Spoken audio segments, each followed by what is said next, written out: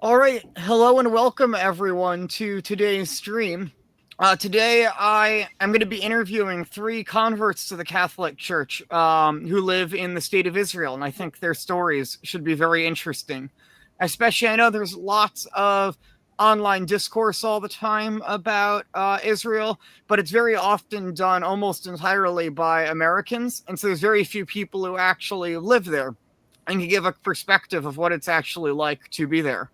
I do feel the need to briefly mention, just given the day we happen to do this stream, that unfortunately earlier today a Catholic church was hit in Gaza.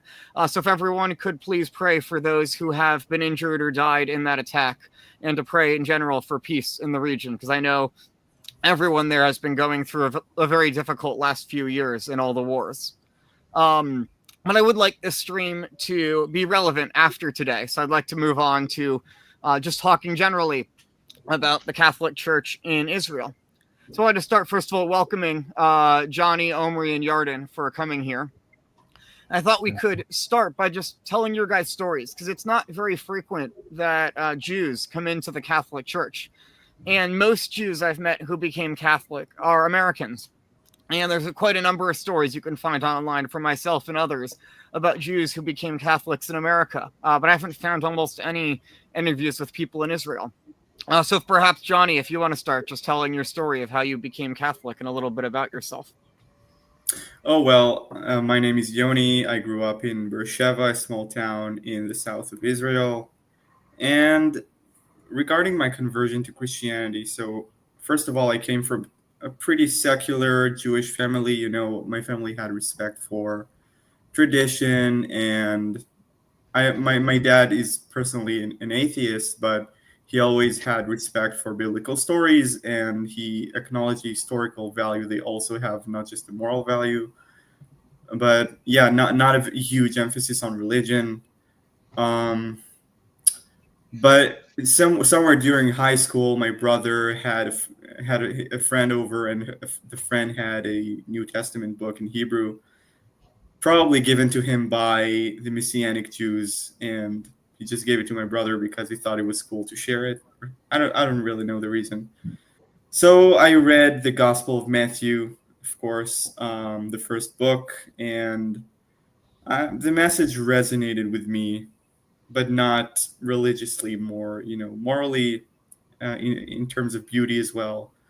So it was always behind my head, I would say. Then when I started studying history at 21, I'm 25 right now, I read the church fathers, and I studied history and got exposed to Christian theology. Then reading the gospel, the church fathers, delving into the faith more, I decided that the gospels are true, and if the message is true, then Jesus is probably the Messiah. So I talked to a priest in my hometown, contacted him online with the help of Yarden. Actually, he forwarded me the website of the Hebrew speaking Vicariat. So I contacted them and started going, learned the faith more, and I was baptized on March 2024, last year. Yeah. Oh, wonderful. Yeah, Yarden, if you want to share your story. Yeah, sure. I'm currently 33, and when I was 16, I'm in with a few friends, met a girl, always starts with girl, and we ended up speaking for a very long time throughout the night about God's existence quite generally. I was an atheist at the time. And for some reason, I thought disproving God begins with disproving Christianity because, mostly because Judaism just seemed overwhelmingly complex, and Christianity seemed a lot simpler. Little did I know. I went online, did my research, and I ended up on this website. I don't remember who it's by, but I have a visual of it in my head. And it just had a table comparing messianic prophecies and the fulfillment in the New Testament, which I had not read up to that time. But I did take my Hebrew Bible and I looked up all the verses. And the Bible is in pretty archaic Hebrew, but it's still readable, especially people in kind of our generation and not Zoomers can pretty easily read most parts of the Bible. And I had just about enough historical knowledge to appreciate how far apart the books of the New Testament and the prophets are. So it became evident pretty clear that there's a connection here. Something's happening. Could not have been written by the same person, obviously. And even some of the prophecies themselves, you can't orchestrate to be fulfilled, like Jesus' birth and so on. So I came to the conclusion that Jesus is the promised Messiah, and therefore God exists, which is kind of the other way around, but ended up where I ended up, which started me on a pretty long journey that went through speaking with Messianic Jews, any church I could find that spoke any language I knew. This girl, today my wife, and I became Jehovah's Witnesses for about a decade, until when I lived in Austria, I came across a few mostly artifacts that they dug up that kind of put into question the narrative that I knew about the early church, which was that after John died, there was spiritual chaos and no leadership. And I started to understand that there was actually pretty strong continuity between the apostles and the next generation after that. And I discovered that all these Catholic beliefs that I thought were completely unbiblical and strange even, you can actually trace back a lot of them right to the first century, and if not to the first half of the second century. Started questioning, asked a whole bunch of people in my community, very high-ranking people I really looked up to. And it's not that they didn't try, it's not that they didn't have any answers, but they weren't satisfactory. And it's kind of like C.S. Lewis said about Christianity. He said, I don't believe it because I see it. He said, I believe Christianity because by it I see everything else. So it's not really that these specific beliefs like the Eucharist and the Trinity made sense to me in the first place, as much as the concept of apostolic succession and the handing over of the faith from generation to generation really tie everything together nicely. And once you see that it's the pillar for everything else. And I just could not see that anymore. And so on Martin Mass of 2021, I was baptized into the Catholic faith. Wonderful. Yeah. That was in Austria, right? Right. I was baptized in Austria in the English-speaking community. And then we moved back to Israel. Okay, yeah. And Omri, if you want to share your story. Sure. So, I've been an atheist when I was 12, 13, 12, something like that. And I was really passionate about it. And I started read everything that I could. I read the Quran, I read a lot of Buddhism and a lot of weird stuff. And then I read the New Testament, and something was different. I fall in love with the New Testament, but in a way that didn't happen to me before. And I met God. I met a different God, a God that I can really that I can feel that He loves me and I love Him. And it wasn't in one moment, but the New Testament just stuck with me, and I just read it again and again and again. And in some point on my life, like I started to read it when I was 13, so when I was 15, 16, I understood that I have a kind of faith, that I actually believe in what I read. I actually believe in God, and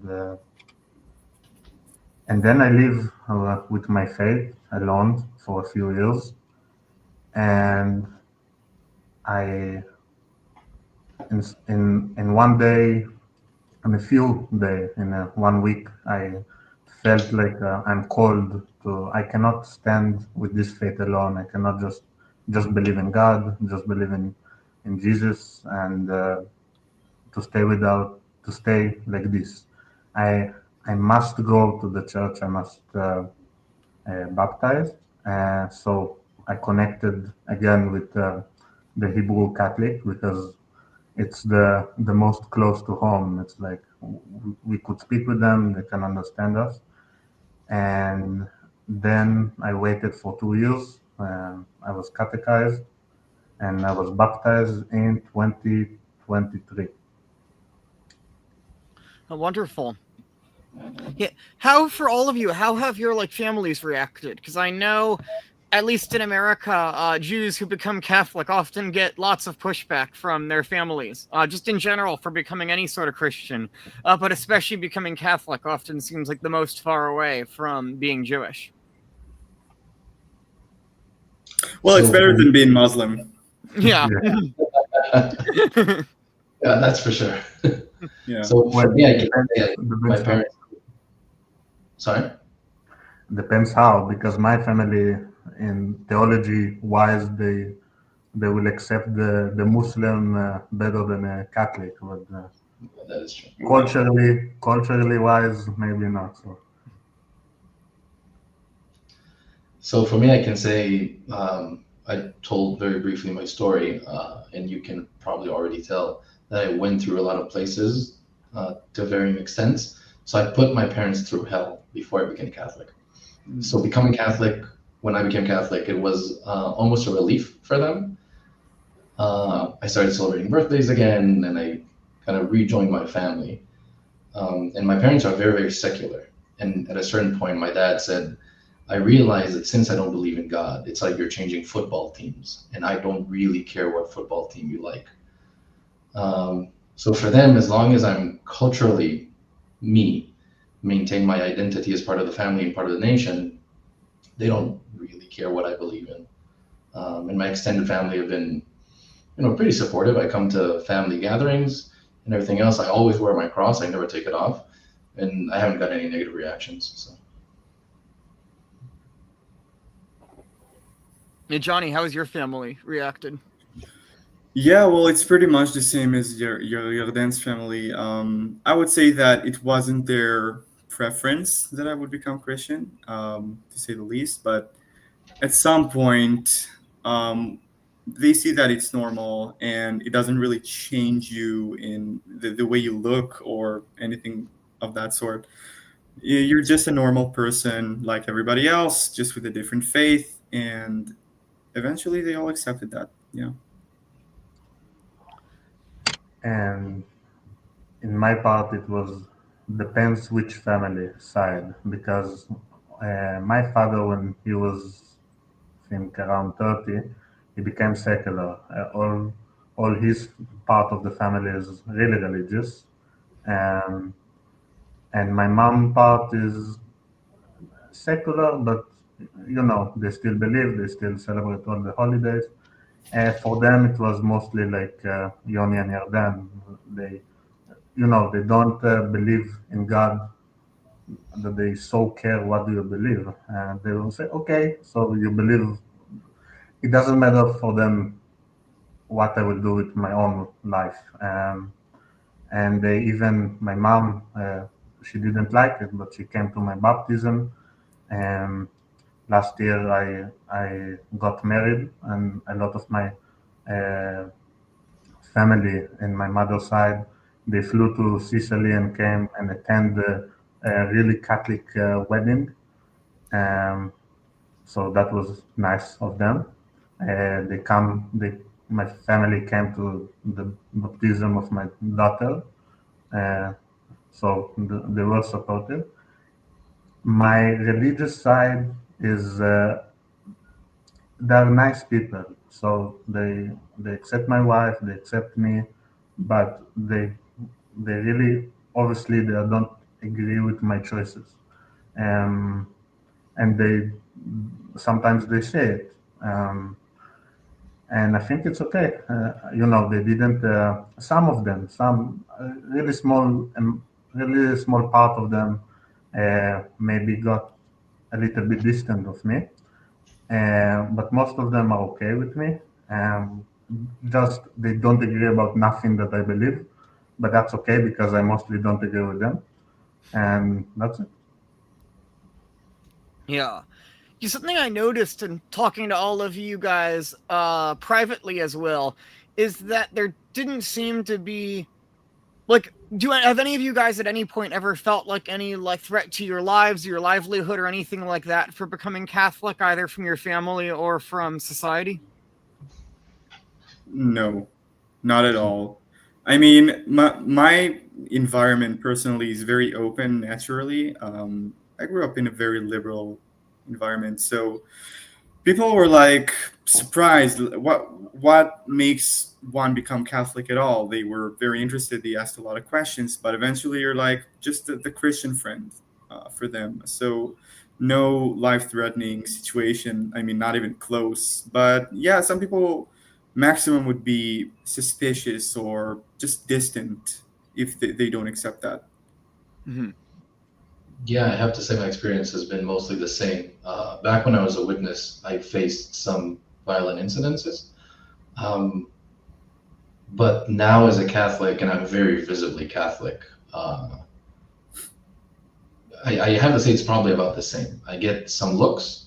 Some people will ask, and when they realize I'm a convert, they give me a side eye. But that's about it. And I have run errands in extremely very ultra-Orthodox towns, and I've always worn my crucifix. Nobody's ever said anything. I don't have an accent when I speak in Hebrew, so some people assume I'm either Arab or Russian, some people don't. But I've never had any problems. I've never had my car mutilated for the Jerusalem cross that's on it or anything else. I The guy from Jerusalem.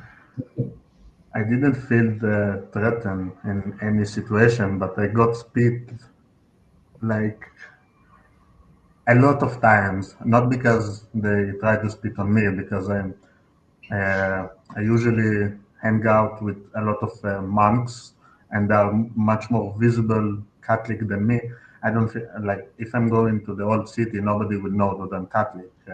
Even sometimes I have my big crucifix, but nobody cares. But if you go with monks and you go near churches in the old city, you will sometimes people will spit on you.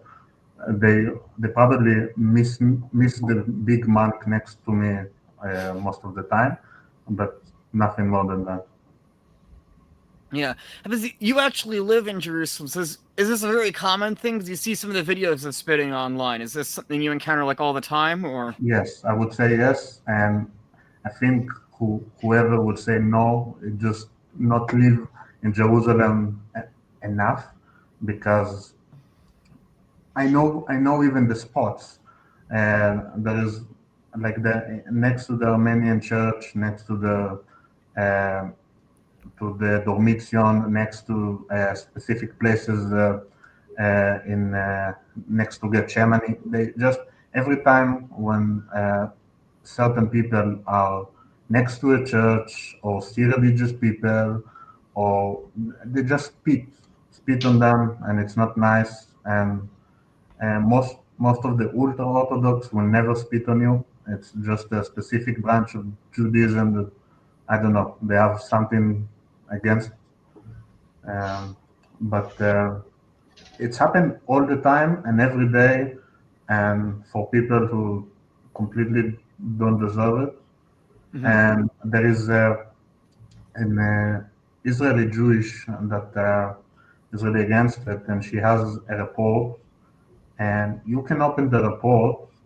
A lot of priests and religious are just filed every time that they arrest, every time they spit on, and the police obviously doesn't do nothing. They don't care about this, but there are much more worse things that they don't care about, and it's happened every day, and it's unfortunate, but this is the situation.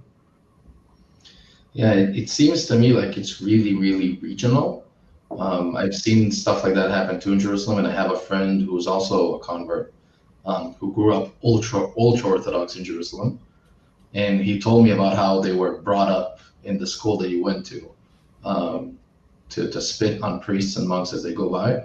But I, for example, in my service, I've worn my plate carrier has a big Jerusalem cross on it, and I've worn it everywhere you can imagine, Judea and Samaria, and I've never gotten ill treatment.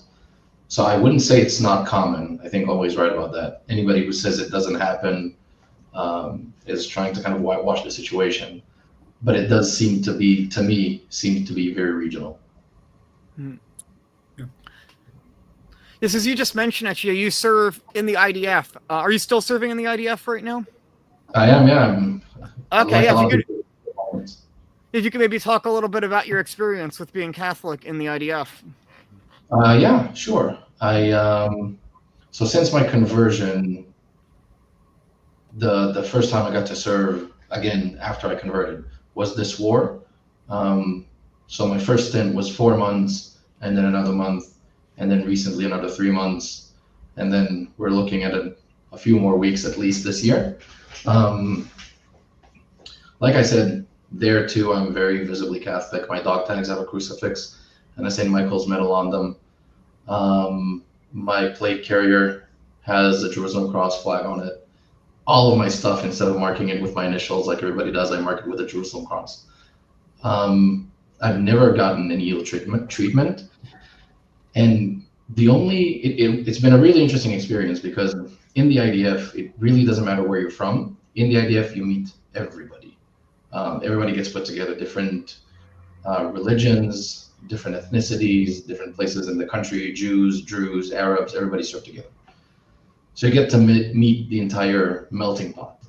The most, I wouldn't say hostile, but the negative reactions I've gotten, which again, I think were mostly distant, were from non-religious traditional Jews.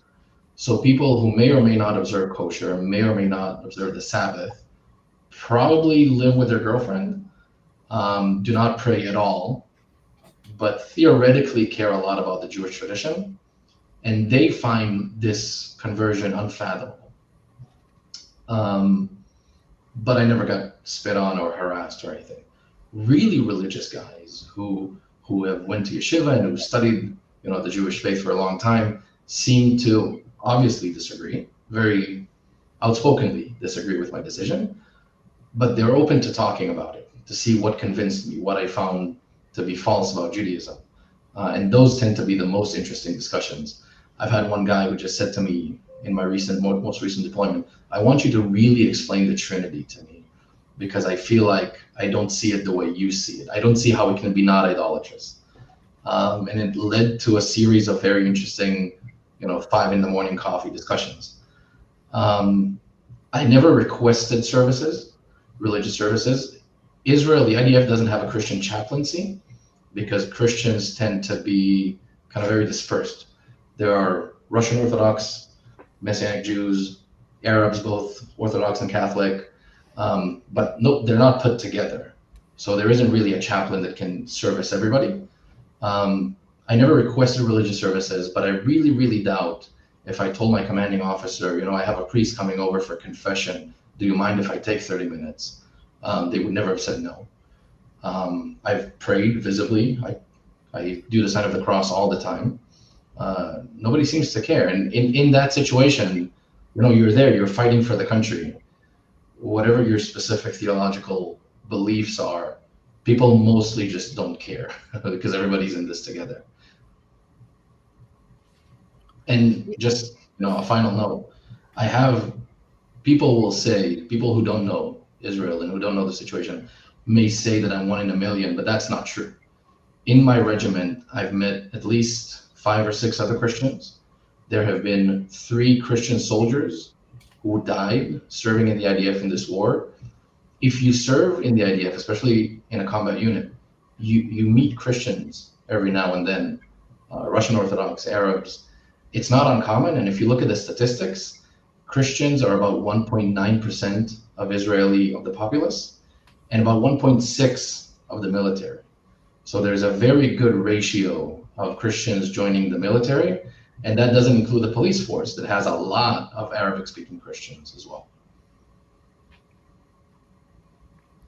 Yeah, thank you for telling me about that. I guess maybe we could go into a bit, because there's a lot of discussion, right, about the current war in Gaza and other things the Israeli military have done.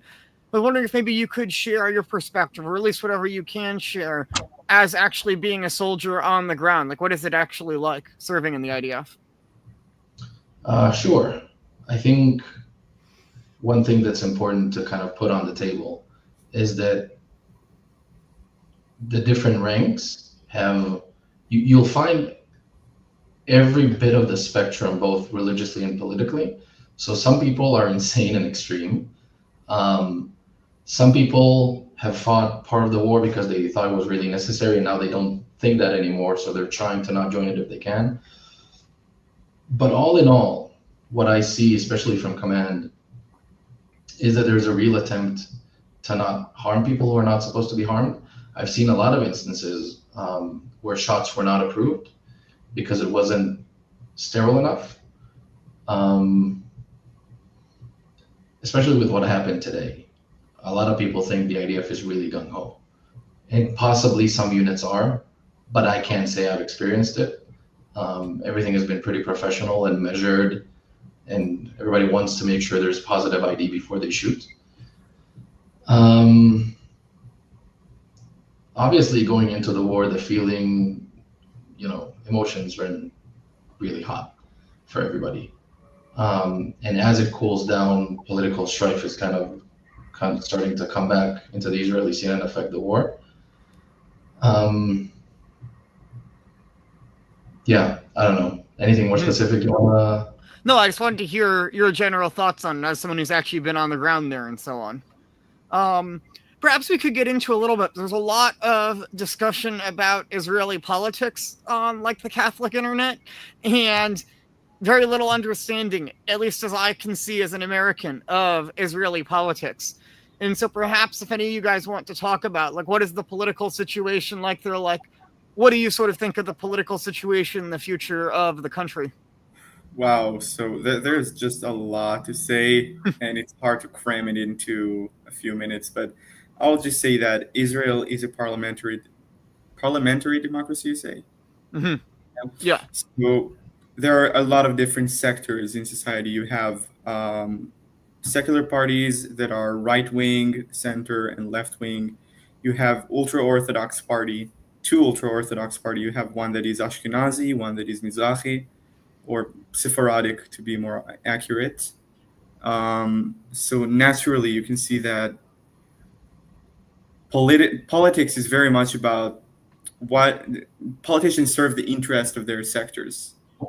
So that's a good way to start explaining how Israeli politics work. And yeah, so unity is not even a thing. And you can see that in the recent years, even the secular parties, you have the right wing Likud, which is Netanyahu's party, and you have like the Democrats, who are center left party, more left wing.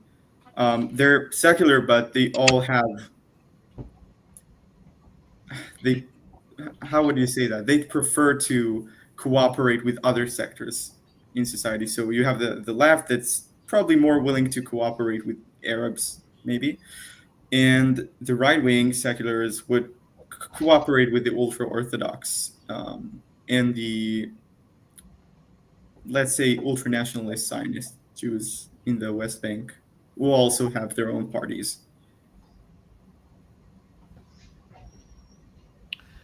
So where do you sort of see, like, Catholics fitting into that political spectrum there? Because it doesn't seem like there is, like, a Catholic party or anything. No, not at all. Not at all. Politically homeless by all means. Like, yeah. I personally hate everyone in the government. I think they're just, when I look at them, I think they're the most idiot people that we could choose to be there. Like, I think if you will take randomly from the street people, it might be better than who is there now. And I think a lot of people in Israel feel exactly the same. And a lot of people all since the war began, they were against it. A lot of people support it, and by now, I think everyone just tired. Everyone just wait that this war will over. I don't say obviously will over and what, because we still have hostage, we still have people there. I think it will it needs to be over in the right terms. Like, we need to get our people, and nobody that I know has in his mind, I want to go to Gaza again and again and again. I have some cousins that they have children little as 2, 3 months, 4 months, and they just been in the field so much in the past years that it's like months upon months upon months that you don't see your family, you don't have any kind of real reality, and this war, you go to some period of time, be in Gaza, you return, you start to try to live again your life, to I don't know, to establish your business, to work, to breathe some normal air, but then they send you again, and then they send you again and again and again, and you don't have a really normal life, and no one wants it. I promise you that most of the people that I know just want this war over, and some of the people in the government, it seems that they don't want it to be over. I would say that I personally think that the fault mostly is in Hamas, because they also don't want that the war will over, and it's just a really bad situation for everyone. And I wish all of this situation will be over months ago. Yeah, I think in terms of the political spectrum, there's an interesting conundrum here. The Arabic parties that Yoni spoke of tend to be either Palestinian nationalists or communists. The communist parties tend to be mixed between Jews and Arabs. And so if you are in an ethnic or a religious minority and you're a patriot, an Israeli patriot, you're left in a very awkward position where these extreme left parties are the only ones historically who will fight for you to have infrastructure in your village, to have the same quality, water, sewage and water connection, electricity, internet, everything else that bigger cities have, because everything is also very sectarian. Or you vote for the patriotic parties, which is why a lot of Catholics, even here, vote communist, which in a lot of places sounds, unthinkable. But it's not. They're not really promoting a communist agenda right now. They're promoting minority rights issues, sectarian issues, and the only way for a lot of Arabic-speaking people to be taken care of that way is to vote for these people. So I would say politically, Homeless is quite right. I have an inkling that there are some Arabic-speaking Christians who are slowly working their way into politics, and I'm really hoping one of them will pick up the mantle and create some kind of patriotic party for minorities that is about safeguarding, Christian, Jews, whatever minority identity, religiously, culturally, ethnically, while being patriotic and not being a far left party, and also not going to the crazy extreme right.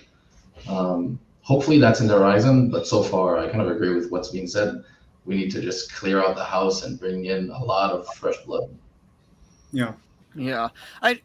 Johnny, I know I saw you a while ago on Twitter sharing something about an organization called Christian Voice that was advocating for Christians in Israel. If you want to talk more about that.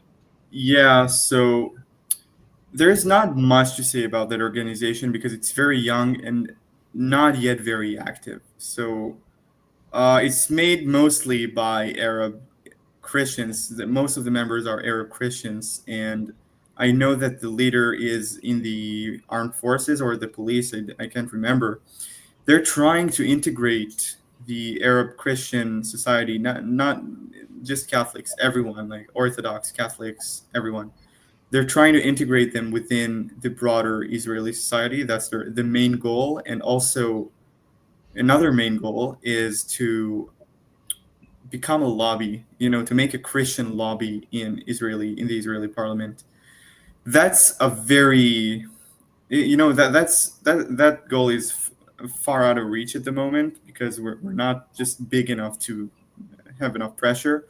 But I think with enough money and advocacy, we can start going places like suggesting laws, like voting for politicians who will move forward laws in the parliament for us to, have separate burial sites for, soldiers. I know that there's a complaint that Christian soldiers who die don't have their own graveyards, and it might be small, but still it's very important to some people.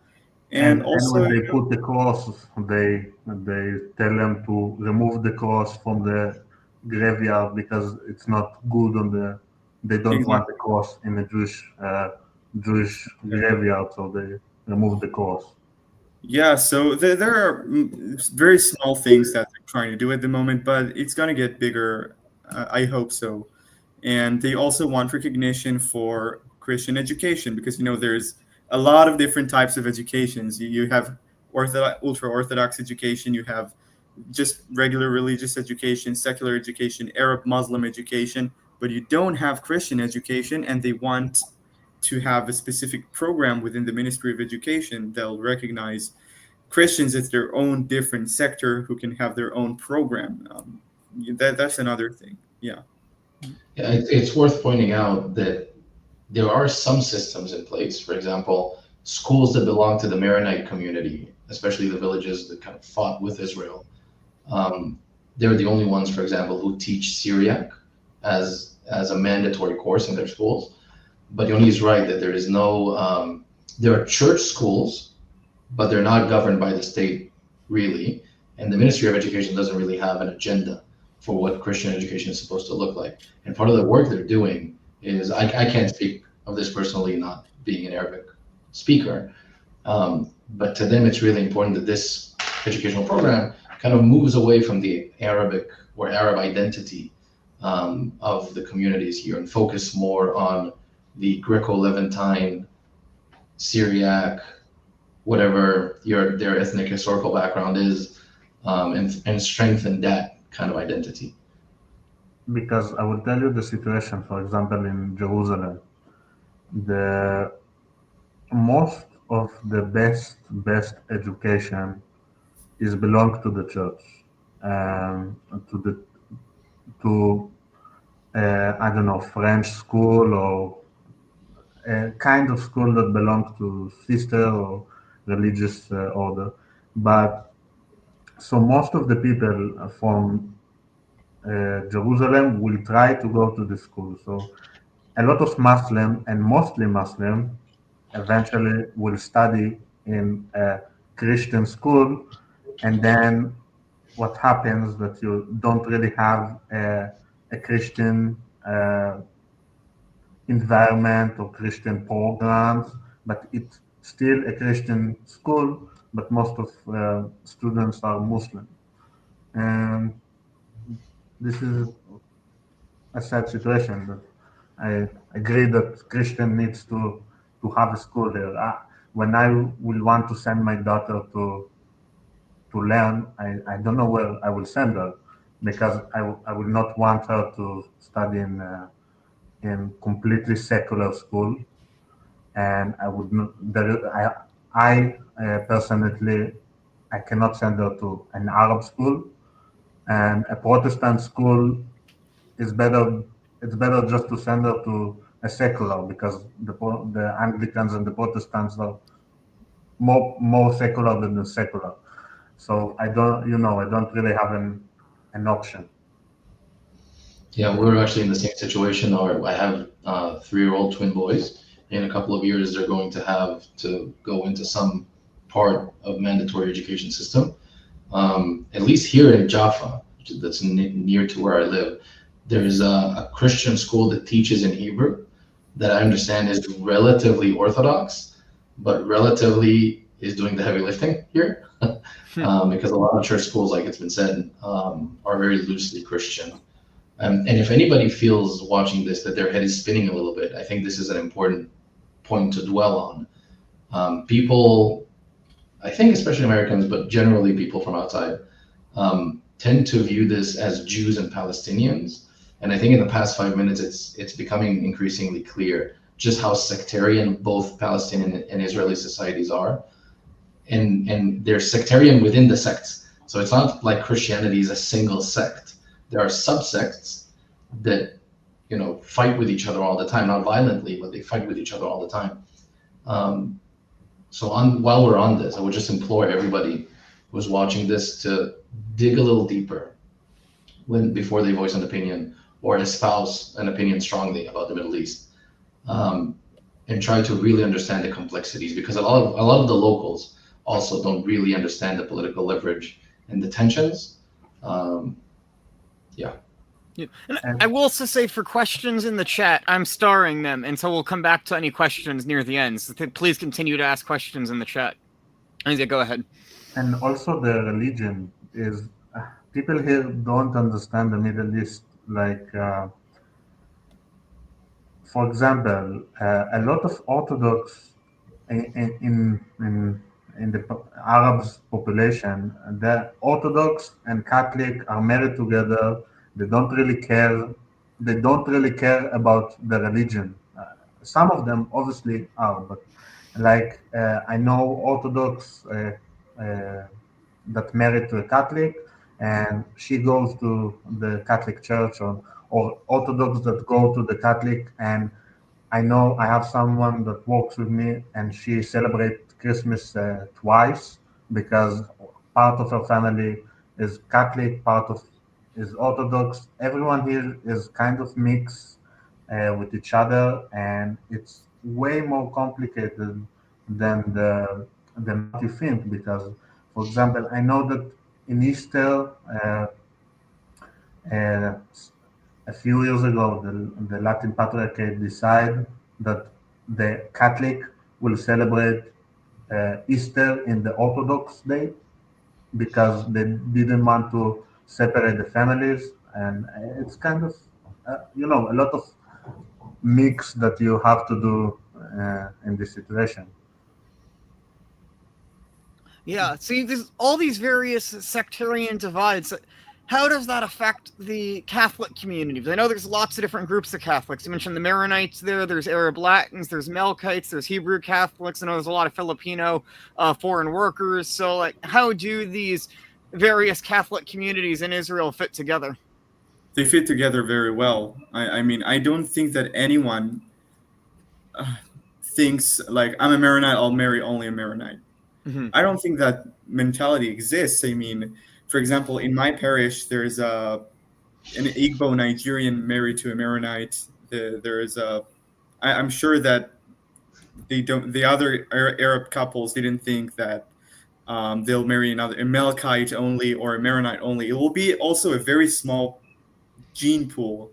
I wouldn't recommend that. So yeah, it's getting more and more mixed. And that before Israel, the Middle East was, there were open borders. So people from Haifa, for example, who were Maronites could have married someone from up north in Tyre or Sidon that was Melkite. So yeah, now that the borders are very strict, Christian communities cannot communicate with each other and marry within each other as much as they could before. But yeah, that's a completely different thing. Yeah, I would say that politically, the lines don't run politically necessarily the same way that they do religiously. And a good example for that, a few years ago, there was a set of time, 2 weeks, within which 2 Melkites were killed. One was Shirin Abu Akleh, who was a war journalist who got caught in a crossfire in Jenin, I think, between the IDF and some local militants. I think it was an IDF bullet that killed her eventually, but she was a Palestinian nationalist. all the way, and you could see it on her funeral in East Jerusalem. I don't remember if it was a week and a half before or after that, another Melkite was killed. He was a police officer stopping a terrorist attack in central Israel. So everything that was said here about mixed marriages and everything else is completely correct. And I think both Israeli and Palestinian societies, as far as I can tell, are kind of evolving as they go, because both of them in their current form are equally new. And everything is still kind of melting together very interestingly. And I can say that here in Israel, the last 2 years have had a tremendous impact on that process. But it's not like all Catholics share the same view, or all Maronites share the same view, or all Greek Orthodox will share the same view. The lines are very cross-mixed. What is your guys' relationship like with Catholics in the Palestinian territories? Like, is there any connections there? Are the two communities very separate? I think they're very separate. The Arabs that have citizenship, we sometimes celebrate with them. Some Arabs in my city, for example, as I said, I live in Beersheba. It's down south, but we have families from up north, Maronites mostly, who work in our city, and they pray with us in Hebrew. But when it comes to Palestinians in general, mainly Palestinians who are not Israeli citizens in the West Bank, I don't know. I can speak for Omri and Yarden, but personally, I never prayed with them or never celebrated with them. Not because I don't want to, but just because I never had the chance, or my parish just didn't have any cooperation with other parishes from Arab-speaking communities. I would say that to answer to this question, you need to understand, as Yoni said, that a lot of Christians are Palestinian, and they mostly even cannot come to Israel. A lot of them are just in the West Bank. So even if we want to have any kind of relationship inside with each other, we cannot mostly have it, because I know a lot of people. I know a lot of Catholic that over the year I had relationship with them, and most of the time they cannot just cross the border and come to Jerusalem to pray. I know somebody who can just cross in Christmas, or just in a few dates over the year, and so it's hard to have a relationship. I do have some relationship with mostly clergy, and clergy can cross the border because they have the visa, they have the permission. I have some friends that are priests, and they are from Palestine. They grew up there, and I would say that the war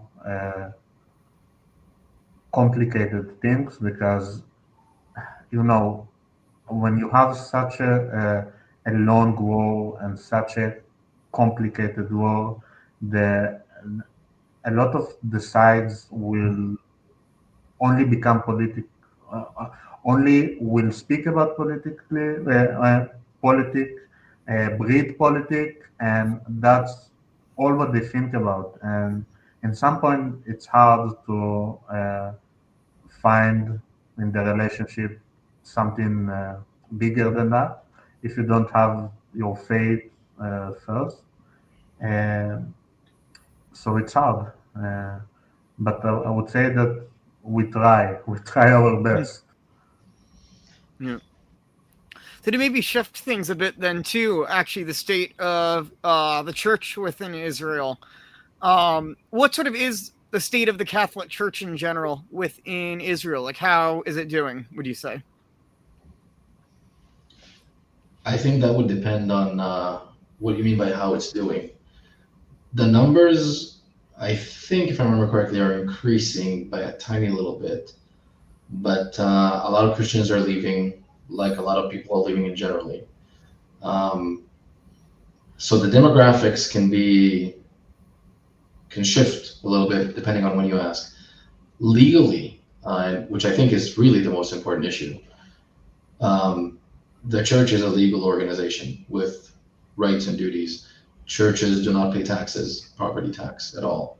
And there have been a lot of instances where the church was displeased with something, and it freely protested. They even shut down the Holy Sepulchre for a while to protest a government decision, which obviously impacts tourism to Israel. A lot of people will cancel their pilgrimages when they hear they can't come to the Holy Sepulchre.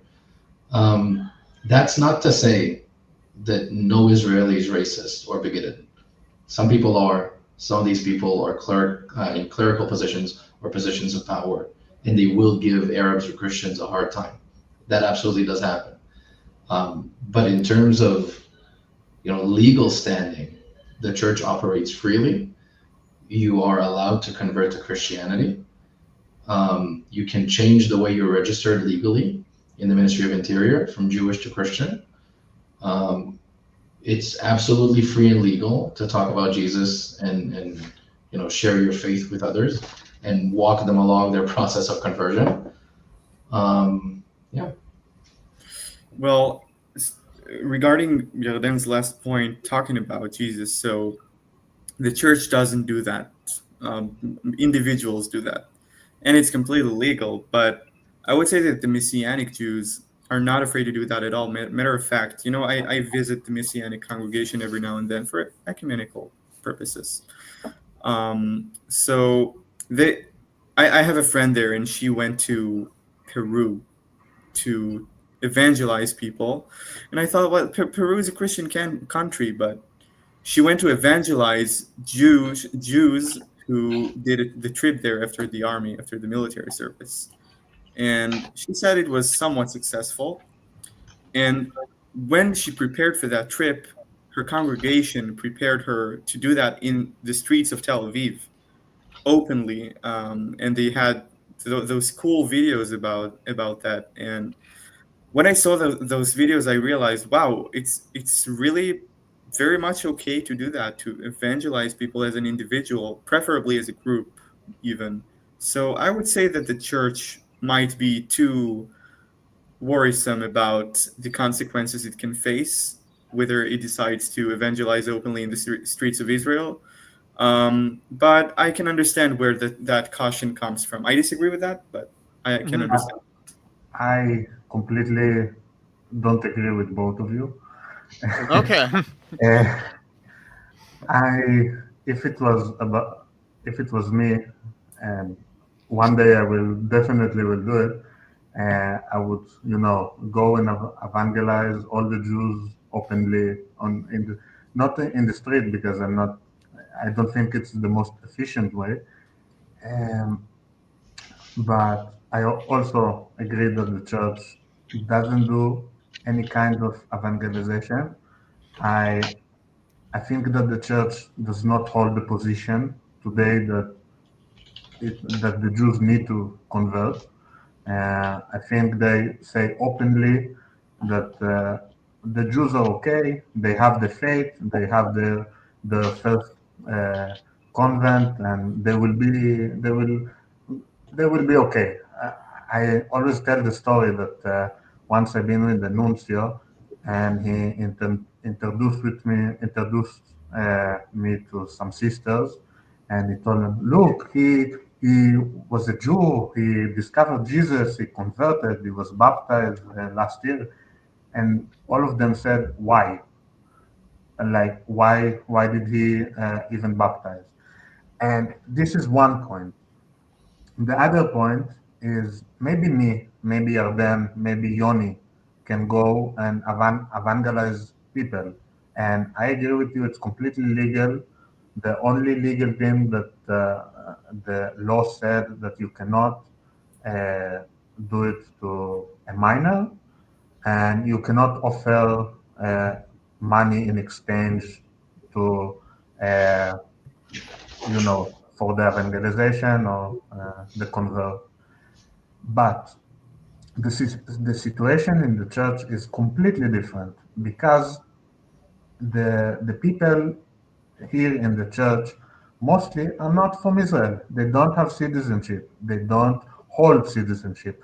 All of our clergy are, even in the, I don't know, in the Hebrew Catholic Vicariat, they are not from here. They don't have citizenship. They have religious visa. So in the moment, so maybe it's legal to go to evangelize, but the government now oppose it. In the moment that they will see uh, some cleric evangelize Jews, they will say, okay, it's legal. We will not throw you to jail. But next time that he will go to extend his visa, he will go away because that's how things work.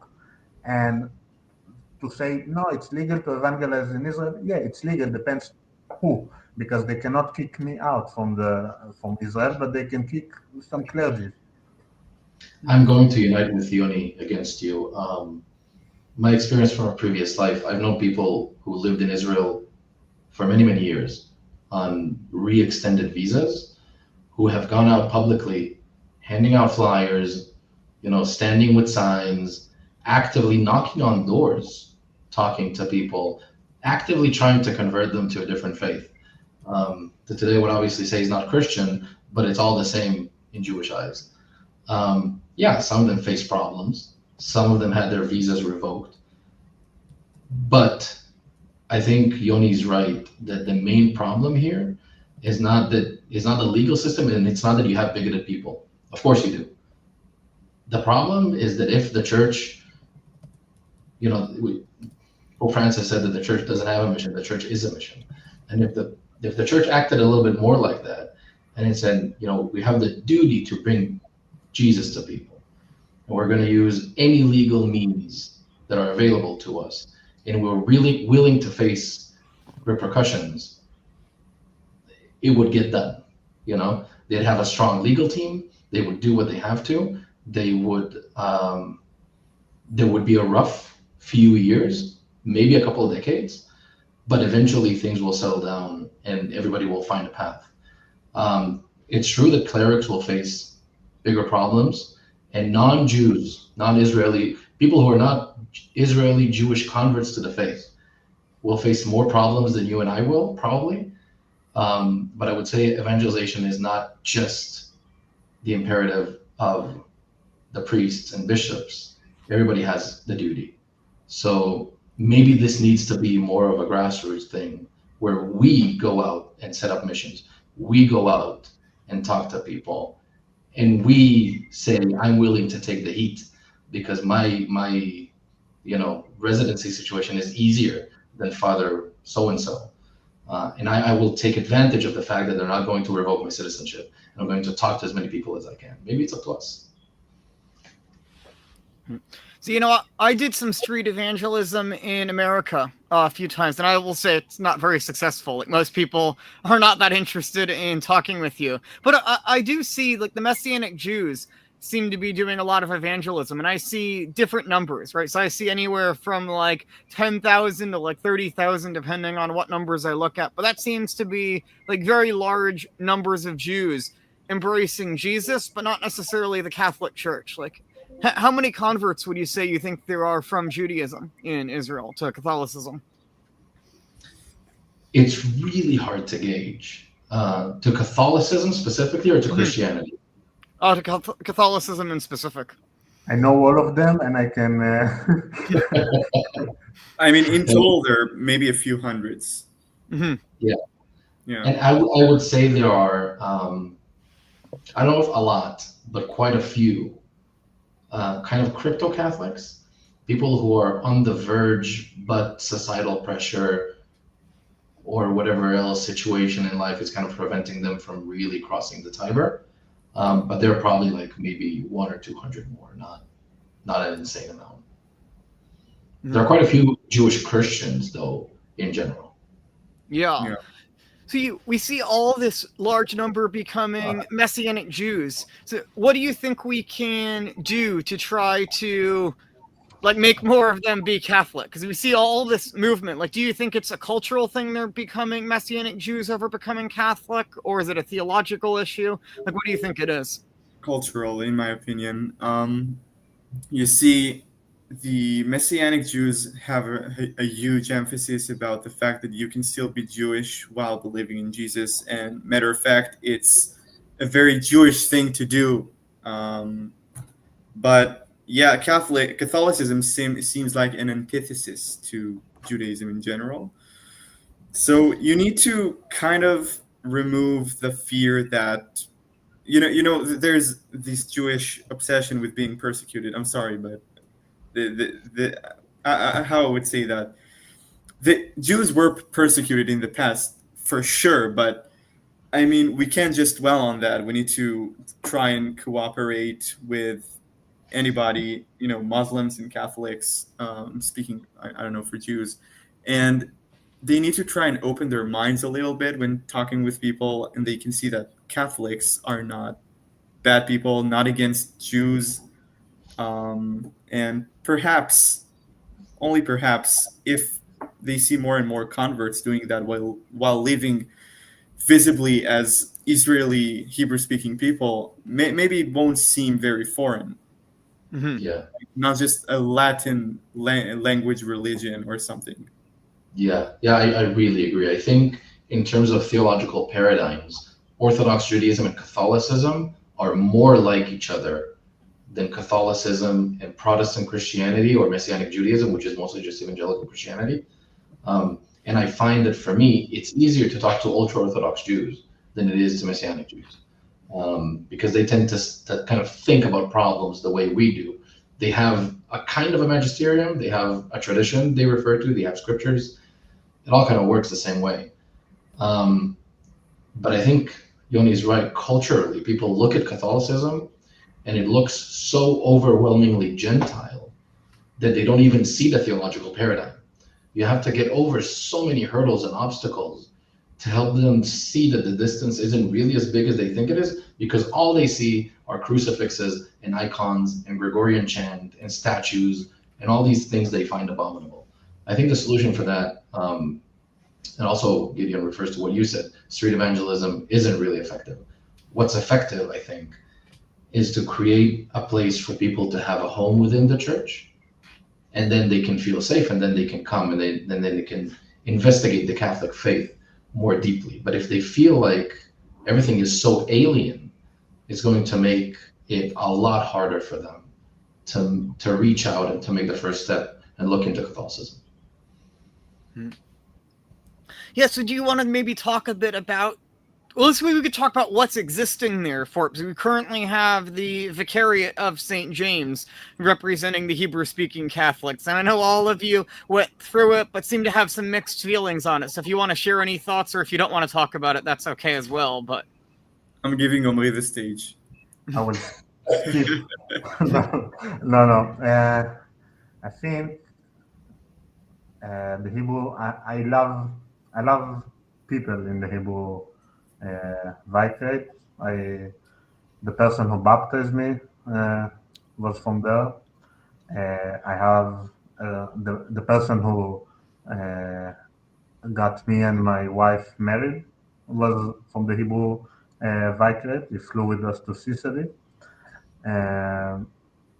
So I do have a lot.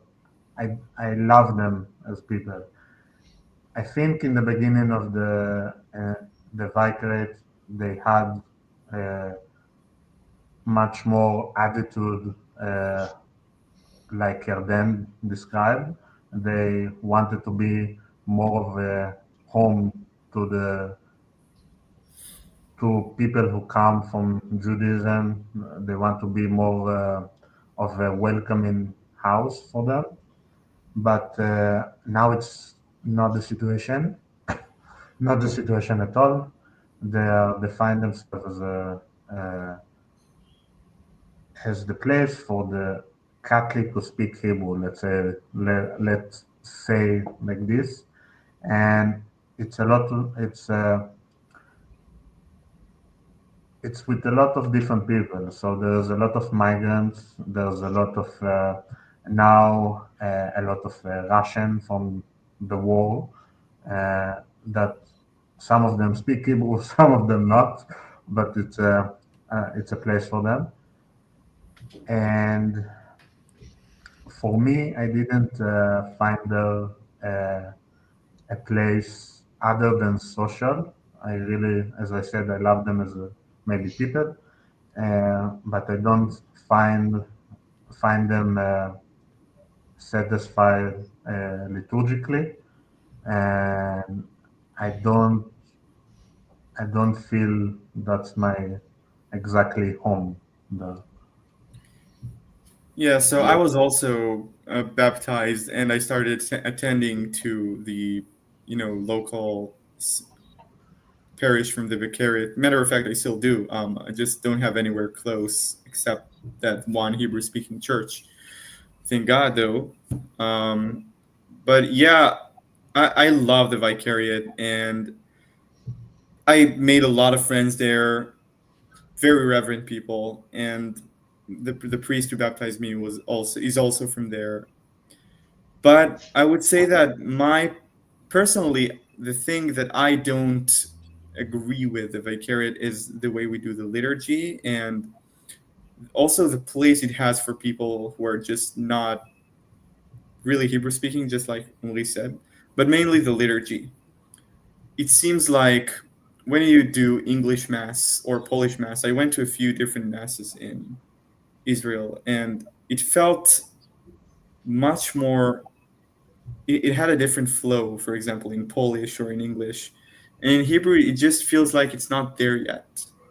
I don't have the exact words to describe it, but I feel like we could do better. We could do better. You mean like the translation or the like singing, or in what sense? Well, the singing, I have a lot of opinions about that, but all everything, the translation, the singing, yeah. the crucifix, the icons, I will say, I think it's important to mention that, from my experience at least, within the Vicariat, I go to a Vicariat parish in Jaffa. I have a couple of other options. Jaffa is kind of like Jerusalem on the sea. You have Copts, you have Orthodox, you have Byzantine Catholics, you have everything. And I choose still to go to the Vicariat. Hebrew is a language of my heart, and the Mass is a tiny little bit higher liturgically in Jaffa. It seems to me like all of the parishes in the Vicariat do not have the same height of liturgy, as it were. It changes a little bit, kind of depending on the priest celebrating. So our opinions all may vary, even though we all have a very high view of what the liturgy should look like. Yeah, well, the church in Jaffa, by the way, is one of my favorite churches in Israel. It's beautiful, and every mass there I don't know if that's the correct thing to say, is executed very, very well. Yeah. the Holy Sepulchre. I always say that I cannot live more than 30 minutes in the Holy Sepulchre. Well, you have really important sites here in Central Israel as well, just so you know. The church I go to is where Gentiles first came into the church by vision, so that's something as well. Yeah, I will actually like the current translation. I hear they're working on a different one, but I kind of like this translation because it's not really a literal translation of the Latin Rite, but it leans a bit more on Jewish liturgical language, or it leans on Judaism a little bit. There are some things that we don't say a translation of what the Latin says, but we say the equivalent that's used in a synagogue. I like that. I think that's a good thing. I think it's a good example of enculturation of the Latin Rite for Jews. It's an important point what Omri said, that it's not the St. James Vicariate for Hebrew Catholics. It's the St. James Vicariate for Hebrew-speaking Catholics. And today in Israel, a lot of those Hebrew-speaking Catholics are not Jewish, historically or ethnically. They're sons and daughters of immigrants or refugees or what have you. And I'm not saying that as a bad thing. It's the demographical reality here in the Latin Rite in Israel. And 100% these people should have a home in the church. And I'm glad the Vicariate exists for that. And I'm glad that they're doing, masses for young people, and there's a young people chorus, and they have a lot of outreach programs and catechesis and everything else How well all that's working out, I don't really know because I'm not involved in these projects, but I see that they exist. And I think that's a good thing. And they're really trying to relate to these young Hebrew speakers.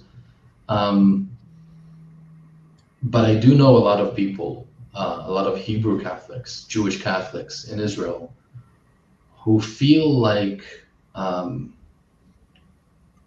they don't really have a home in the church culturally. They don't have, it's very difficult for them, even here, where the Mass is in Hebrew and everybody, a lot of the people are from Jewish background, it's really hard for them to be authentically Jewish within the church. And I think that's something that's missing. I don't know if it's on purpose or if it's just an oversight or if it's the reality of who comes to these masses nowadays. I think in my parish, for example, it's not so much the case because most of the people who come to my parish are from Jewish background. And you can see some people wearing a kippah and everything else.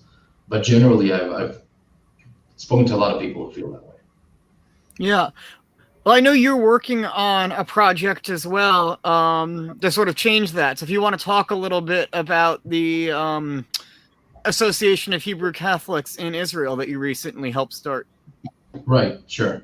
So more generally speaking, the Association of Hebrew Catholics, it was founded in the United States in 1979 by two Hebrew Catholics, Andrew Scholl, who was a Holocaust survivor, and Father Elias Friedman, who, if memory serves, was born in South Africa and actually died on Mount Carmel as a Carmelite friar.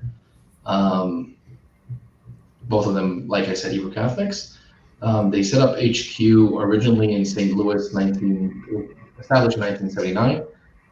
HQ was eventually decided as St. Louis, where they were welcomed and supported by who was then Archbishop, today's Cardinal Burke, who still supports the work of the HC and is on the board of advisors for it, if I'm not mistaken.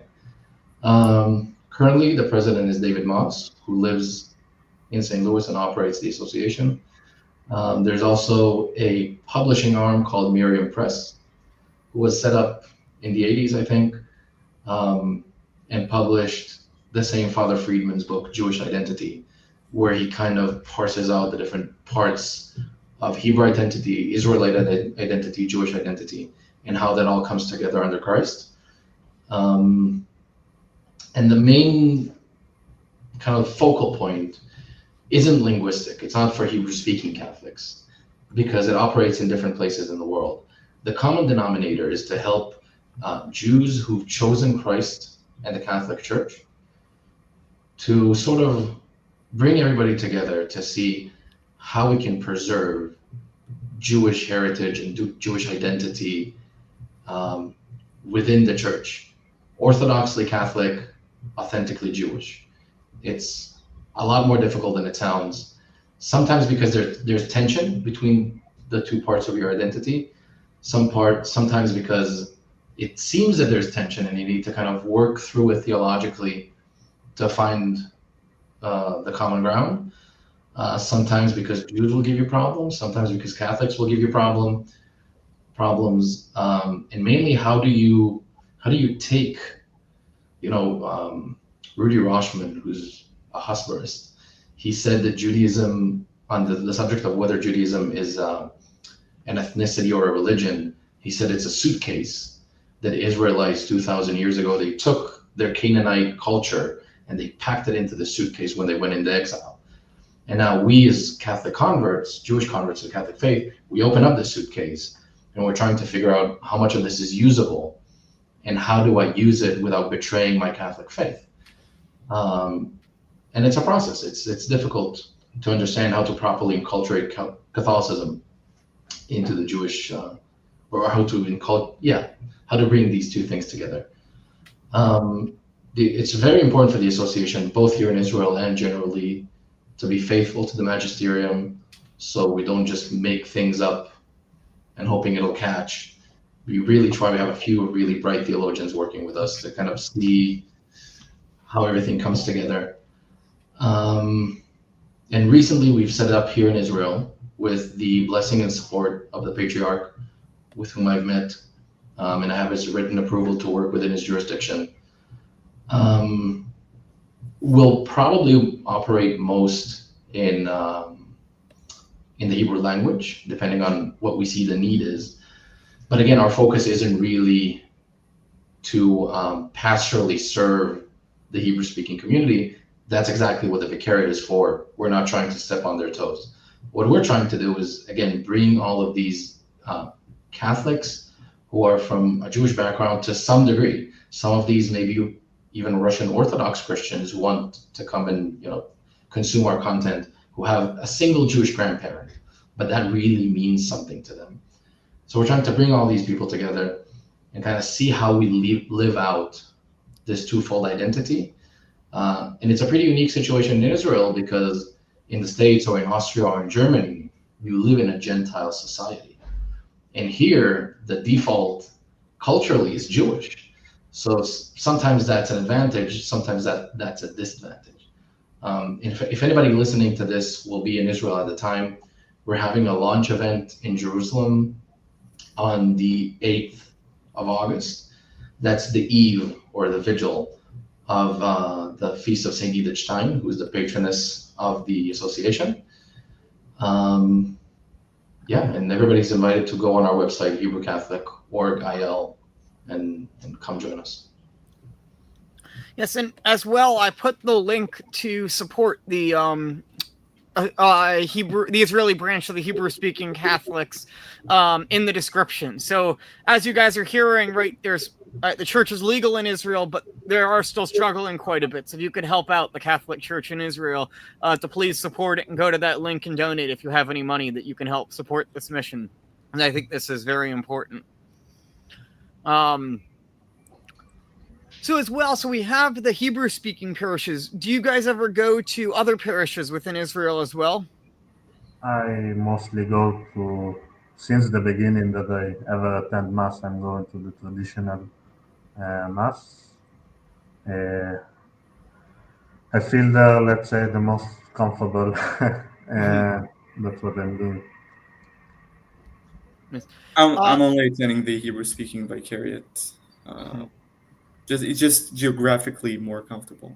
Mm-hmm.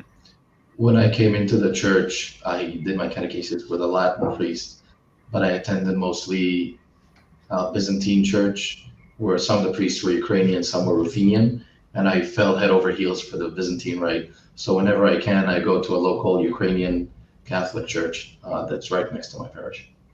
Okay. How is it going there as like a Hebrew speaker? Like, is the liturgy in Ukrainian, or how does that work? It is in Ukrainian. I do not know Ukrainian, and my Russian is not nearly good enough to really follow it. But I know the liturgy of St. John Chrysostom quite well, so I can figure out where we are in the liturgy.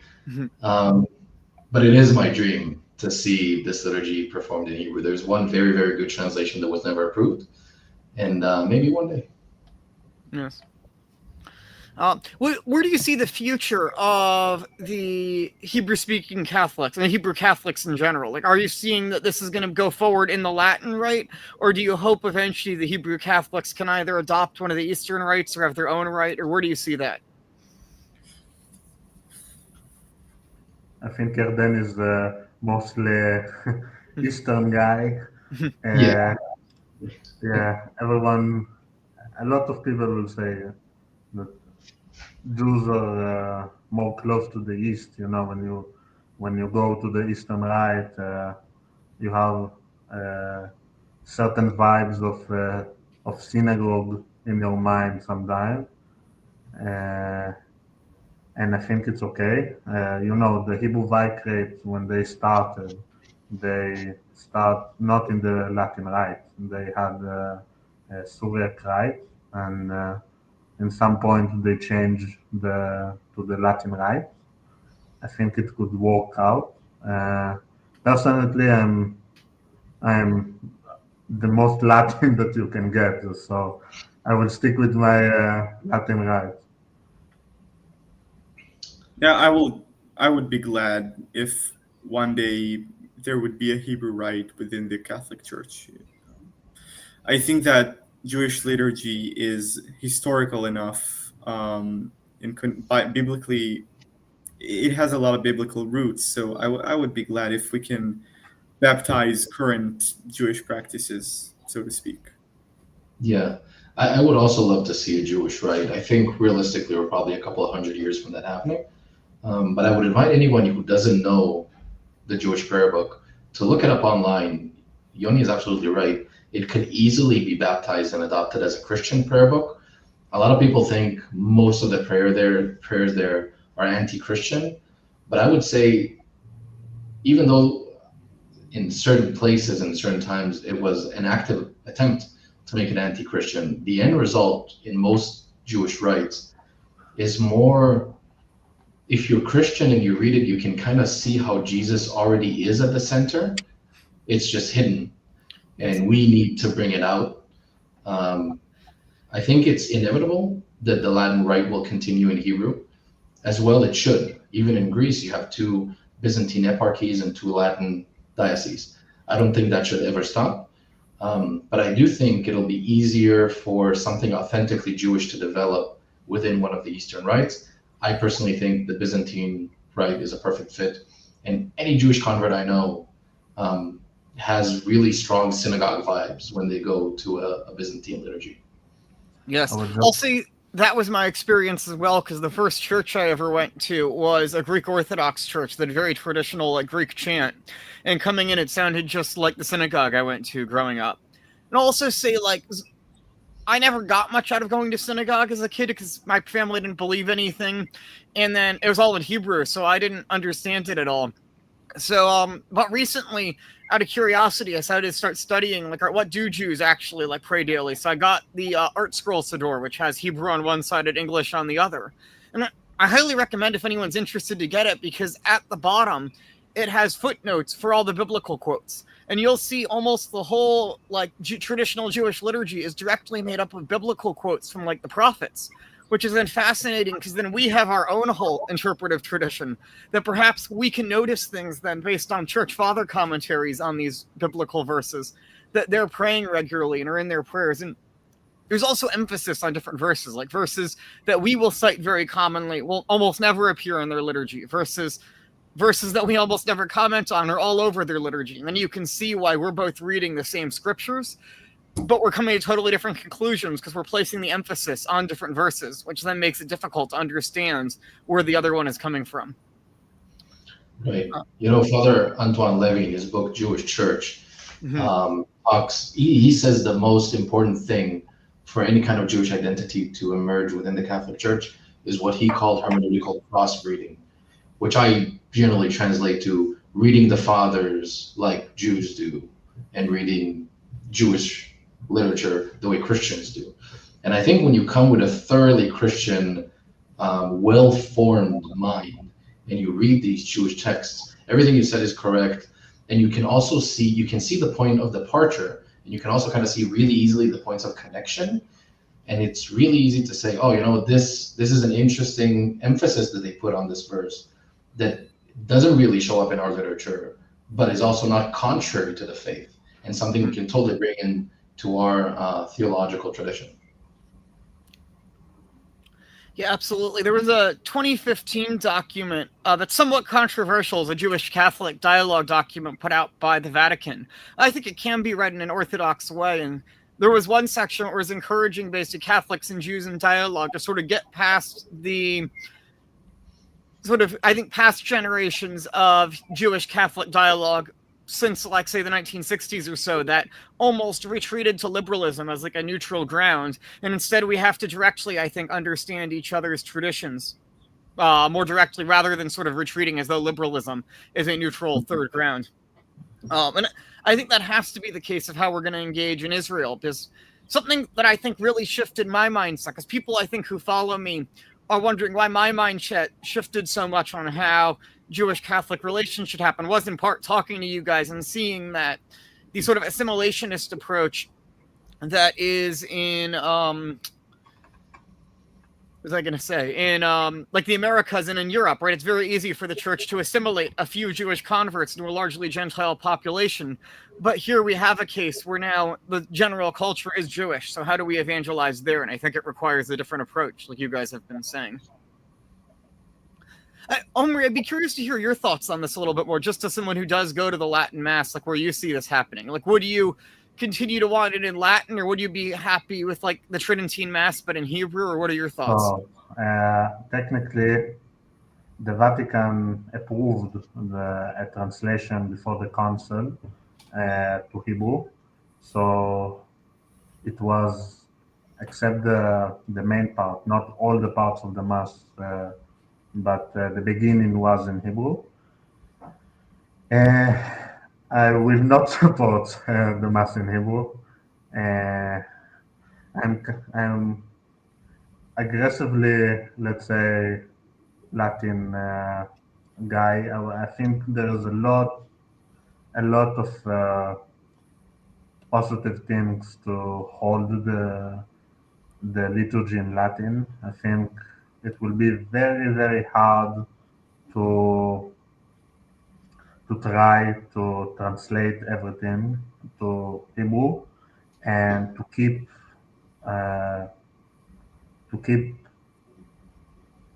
things as they are in the Latin Rite, because as much as you try, I think it's really hard, for example, to do Gregorian chant in Hebrew. How you will do it and how you will make it right to the Mass. I think I think there's a lot of, when you translate things, a lot of things lost. We don't. Okay, the Hebrew Vicariat, for example, they use a Hebrew translation of the Bible, which is technically not approved. Like it's very problematic things for me that we don't have even approved translation of the Bible, and I like the liturgy as it is. I must say, I'm not. I'm not. I can see the positive thing that can happen if you will have, for example, a Byzantine rite in Hebrew. I think it's more in the Byzantine rite. The liturgy translation is more acceptable. I will for sure, as Yoni and Yarden say, create Jewish rite. I will put 100%. I'm 100% against it. I don't think you can create any kind of liturgy of your own. I think it's not how liturgy works. There need to be a right succession from apostolic time and a little bit developing, but you cannot obviously create liturgy. I think that, for example, the Byzantine rite in Hebrew, which was celebrated before, it could be a really nice solution. But don't touch my Latin. But you see that with how Latins versus Easterners traditionally evangelized, because even in the early church, the Latins, when they went into Northern Europe, they kept everything in Latin, versus when the East evangelized, even before the schism, they were translating things into Slavonic and Syriac and other languages. That makes sense. Yeah, the East has a very long and strong tradition of translation, which I think can be very beneficial. Mm-hmm. Let's see. Maybe one last thing. I know, Omri, you have to leave soon, but I wanted to ask you about the fact that you know Patriarch Pizzaballa, and there's a lot of discussion online about Patriarch Pizzaballa. So I wondered maybe if you could talk a little bit about your experiences with him. Know him. He mostly makes fun of me. Yeah, he has a very nice sense of humor. I know the situation in the past year is hard. In our situation, when we are also Catholic, but we are also very much Israel, from Israel, it's hard for us because it's hard for me because most of the hierarchy are against us, let's say. I felt it a lot in the past year, even even from priests. A lot of time I got the feeling that we are not welcome. Uh, I would say that I understand them. Yeah, they have a family, they have people that died, and the political situation, it's not easy. And I would say that is the patriarch always kept, to be, he always kept to being his shepherd. He always tried to be a good shepherd to his people, but mostly to the Palestinian people. Most of the Christians that are relying on him are not, I'm sorry, are not Israeli Catholic, are not, we are such a small group inside of a small group of inside of a small group.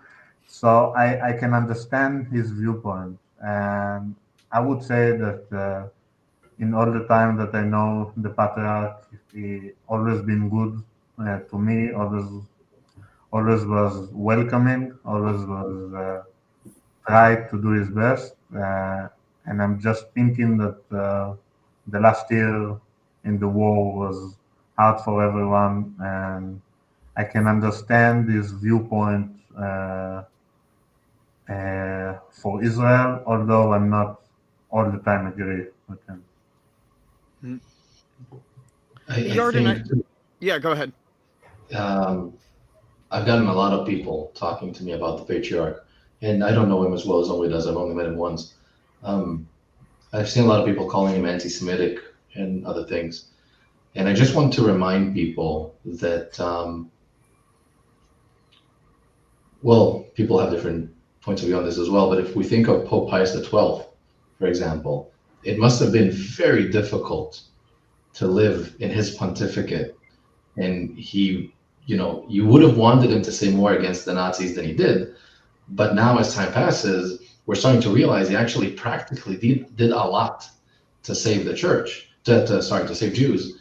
And it's really easy to criticize from afar and saying, he's not brave enough a shepherd, but we don't always know the political situation, the political pressures that people in those situations face. And I'm not saying I do. I'm just saying if you see, in this case, if you're a Zionist Christian or a Zionist Catholic, and you see a cleric voicing an opinion you think is unjust or you don't like, give him the benefit of the doubt that he's trying to take care of all of his flock. Us Hebrew Catholics are 200 people, and he has 200,000 Arabic speaking Christians he needs to take care of. We need to appreciate that position. I don't think he has an anti-Semitic bone in his body. He was the vicar in St. James. He taught Hebrew in university. His Hebrew is absolutely fluent. He's supportive of the work of the Association of Hebrew Catholic. Just give him the benefit of the doubt that he's between a rock and a hard place. Mm-hmm. I want to mention on his support of the association that I saw you guys have on your Israeli website the letter from him and from Cardinal Burke, I think, showing that two very traditional cardinals of the church are supportive of your guys' work, which I think is important as a sign. Yeah, that's right. People tend to think it's a liberal thing, but it's actually the opposite.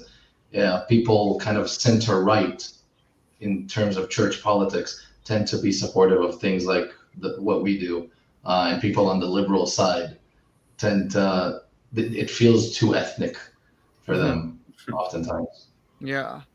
Was I going to say, you guys feeling a little bit like, as Omri, as you were describing, that the hierarchy almost doesn't want you there, and you're not welcome. I was wondering if you could elaborate a little bit on that. Oh, I don't think they want us as a Jews. If a Jew will go to, I don't know, go to any church and he will say, I believe in Jesus, I read the gospel, I believe in all the Catholic teaching, I really want to get baptized. They will say, okay, are you from Israel? Are you Jewish?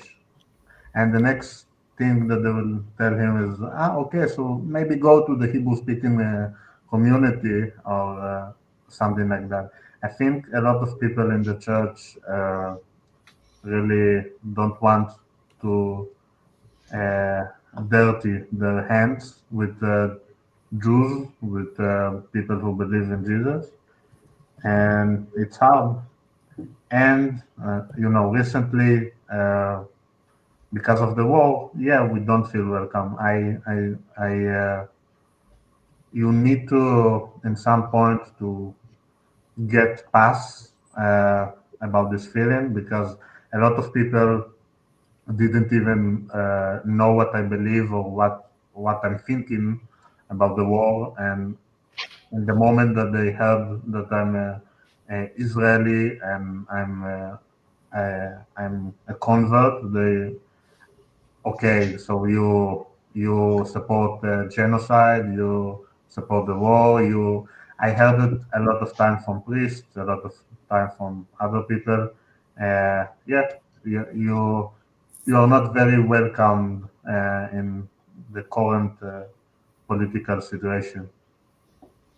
Mhm.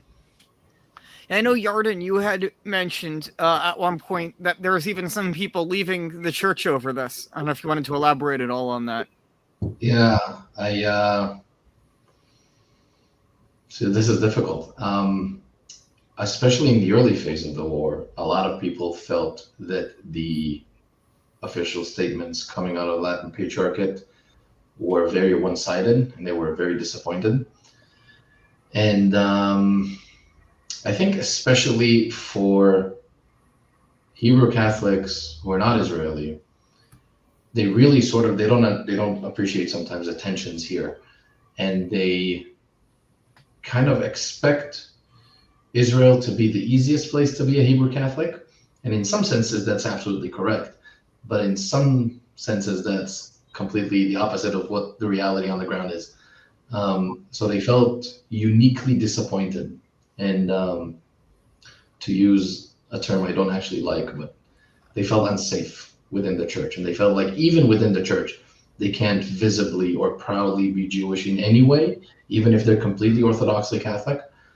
And I know of at least a half a dozen people who've left the church because of this, or because of what they view as a failure of the leadership to stand up to justice and to defend, Jews/Jewish believers. Everybody has their own gripes. Again, I just don't try not to take these things to heart. If this is the church Christ founded, this is the church Christ founded. It's going to have good leaders and bad leaders. And I think if we feel like we need more of a home within the church, we need to work with the hierarchs who are willing to work with us to create that home within the church, so that we can feel, completely, we can reach a point where there's no division and no tension between what we are religiously and what we are ethnically, historically, culturally. Mm-hmm. Yeah, I saw a interview on the YouTube channel, Meaning of Catholic, with Monsignor Jamal Khader, who's a bishop in Djibouti now, but grew up in the West Bank and was born very shortly after the 67 war. So in his mind, right, Israelis are the persecutors in his mind. He's remembered one of his first memories is being lined up against a wall by IDF soldiers. And so he said he attended once one of the Vicariat masses when he was a priest in Israel, but it felt to him almost like Hebrew is still the language of the enemy, and so it was very difficult for him. And do you think that's somewhat that a lot of the tensions in general society are felt just as much in the church? Oh yeah, absolutely. Politics is a very strong force, and I think people sometimes underestimate the influence of it even in their own lives. And if you don't check up on yourself very frequently, you can end up more political than religious without even realizing it. And you still think those are religious views, but they're not. They're political views with a very thin Catholic veneer. I don't judge him or the views that he's espoused or anything, but it is a shame that the language that for 1,500 years was the only language of the church, and that 2/3 of the Bible was originally written in, he has animosity towards because of a political situation. I have to say, I don't really see it on the other side as much. I know a lot of Israeli Catholics who really enjoy Melkite chant, for example. But yeah, I think the tensions are just as strong in the church as they are outside. Do you think at all that the church can work as a force for peace in the region? Because we do see, numbers-wise, just probably about as many Catholics living in Israel and living in the Palestinian territories. Do you think at all the church can work for that? Like, I saw a video online of Messianic Jews and like Arab Christians coming together in prayer. But it seems in the Catholic Church we should have an even stronger basis for that. Well, the church will have to change its scope in the Middle East completely for something like that to happen. I think that the current scope is just to provide religious services for people in the region. It has no power over any political organization or government to make a change. It will have to, being more active diplomatically, and it has the tools, I believe, but we're not there at all. Mm-hmm. Not yet, at least. I think one thing that possibly could be done with the way things are now is if the church was very proactive in making sure the church doesn't become a political place, and making sure priests don't preach politics, whether Zionist or anti-Zionist, over the pulpit, but they preach the faith and they preach the morals and they preach, brotherhood between Christians on both sides, on all three sides, maybe I should say, with Gaza as well. I think if that happened for a long enough period of time, it'll be easier for people from different political views and different places in Palestinian Israeli society to overlook the obstacles and come together in prayer and to start and to be a really visible sign of the peace that we could have here if we learn to work together. It could be a huge force for peace, but like Yoni said, some things will have to change pretty drastically. Mm-hmm. I see a number of people in the chat mentioning, like, oh, you should bring on a Palestinian. I do want to mention, like, I'd be happy to bring on Palestinian Catholics to share their views as well. I just don't happen to know any. And when I posted on Twitter about this, like, a year ago or so, I pretty much got, like, various political activists tagged. And what I wanted to do is do an interview like this, where I'm just interviewing normal people, whether converts or ethnic Arab Catholics there. So if people do know, please feel free to put them in touch with me. Are you going back then to what you guys were saying? Do you think that the church's, say, at least what it seems like, public political approach to the situation prevents Messianic Jews at all from becoming Catholic, or do you think this really doesn't play a role at all? Because you see a lot of the Messianic Jewish groups will be very, very pro-Zionist, and will often have various forms of theological Zionism. Well, the Messianic Jews I stumbled upon were not as Zionist. They are Zionists, but not as much as you see on the internet. It feels like more of an American phenomenon. And yeah, so just as a side note, the preacher, he's not exactly a pastor, but a preacher in the Messianic congregation in my town, he was very clear about the fact that Christians and Messianic Jews should not support the Third Temple theory or anything. It's just on a side note. But I think that what prevents Messianic Jews in Israel from converting to Catholicism is more in the vibe of classic anti-Catholicism in the Protestant world. Exactly. Yeah, they're pretty militantly anti-Catholic, usually. When I mentioned I was Catholic, one of them said, well, I believe some Catholics are saved. Yeah, that happens. In All spite of themselves. the regular anti-Catholic things. Yeah. Exactly. We're, But we're very almost militant. Very militant. we're almost reaching the point where we need Catholic answers in Hebrew because it's so mundanely Protestant that all the objections are just the discussions you guys are having just in the Hebrew language.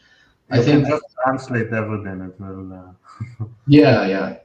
I think from what it's estimated that there are 30,000 Messianic Jews in Israel. It's really hard to gauge because a lot of them don't really attend anything Christian, and it's they identify in a way that's really subjective. Mhm. But that's a lot of people. That's as much as Chabad, which is a very, very visible force in Israeli society. I think it probably has some influence. I know somebody who was set back by Catholic responses to October 7th and the war, and it took him a little bit longer to come into full communion with the church because of that, but he did end up becoming Catholic.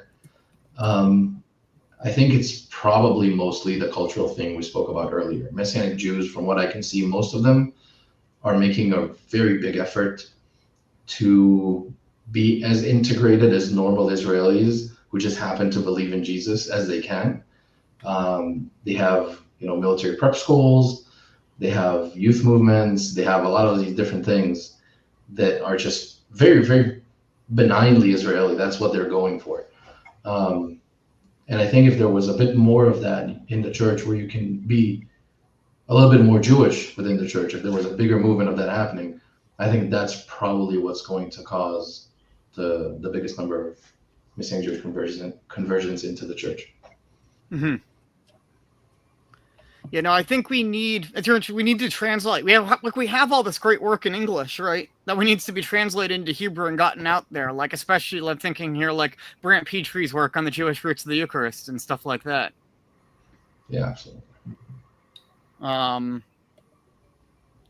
So maybe we can move to some of the questions from the chat, unless any of you guys have something you wanted to add.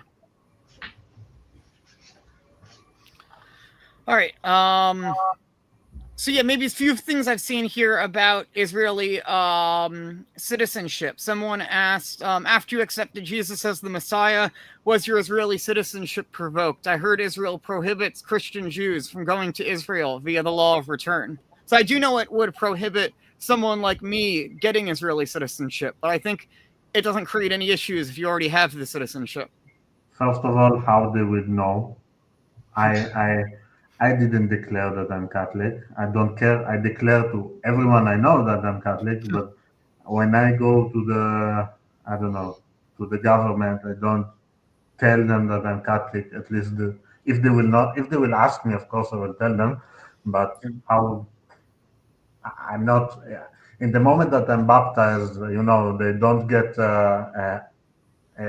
something in their computer and then they come to revoke my citizenship. So no, but I know a few cases of people that they were Catholic and then they wanted to come to Israel because they have Jewish roots and they can't because one part of the process is you will need to say that you are not Catholic. You will need to say that you are not believe in Jesus. They will. It's not official, but they will try to make you admit that. And some people won't do that. I know some couple that the wife is Catholic. They got married in a citizen, like. Not Catholic normal wedding outside of Israel, and then the husband tried to come to Israel. He didn't convert. He didn't do nothing.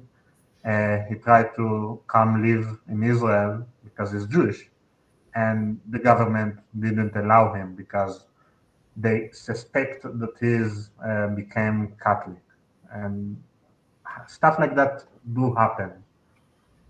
Mm-hmm. Just to kind of hone what Owe said, the law of return doesn't specify Christianity. There was a Catholic friar, I think he was, who really insisted that he should be called Jewish and qualify for the law of return. And because of him, the law was actually changed. And it says anybody who's converted to a different faith or different faith community. It is specifically for Christians because of the circumstances, but I suspect people who converted to Islam will face the same problems. But revoking an Israeli citizenship can only happen for high treason and only under very specific conditions. And it has to be approved by the minister in his own hand.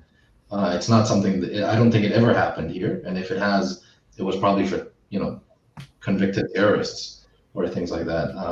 I do know some people who've changed the way they're registered from Jewish to Catholic, and they face absolutely no legal repercussions officially. Yeah, the only thing I would say about that, and I'm not sure at all because the law of return is pretty complicated, is that let's say if you choose to sign up as a Christian in the Ministry of Internal Affairs, and few people do that, by the way. I didn't do that, just because I don't see any reason to do that, but that's for another day.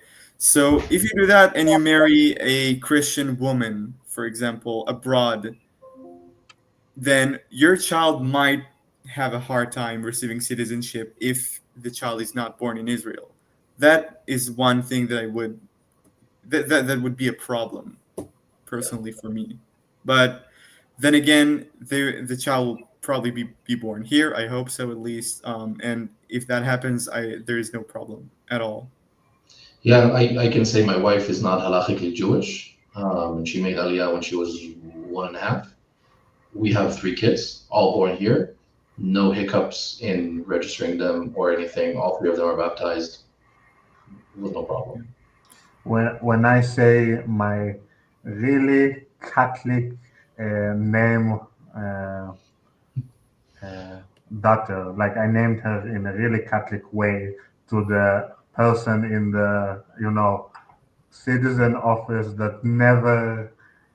She didn't know. Are you sure that this is the name you want? All the 4 names. So believe me, they might be shocked about I don't know all the really Catholic name that I decide to have to my daughter, but they type it anyway, and she's a citizen. So. All right, to another question here.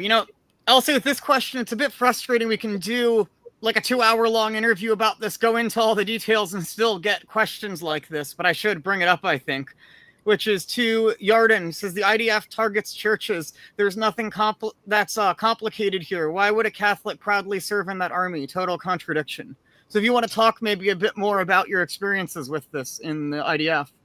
Absolutely. The first thing I would say is if you're not from here and you discover that a whole bunch of Christians from different denominations proudly serve in the IDF, it should give you reason to pause and say, maybe I don't have this thing correctly understood.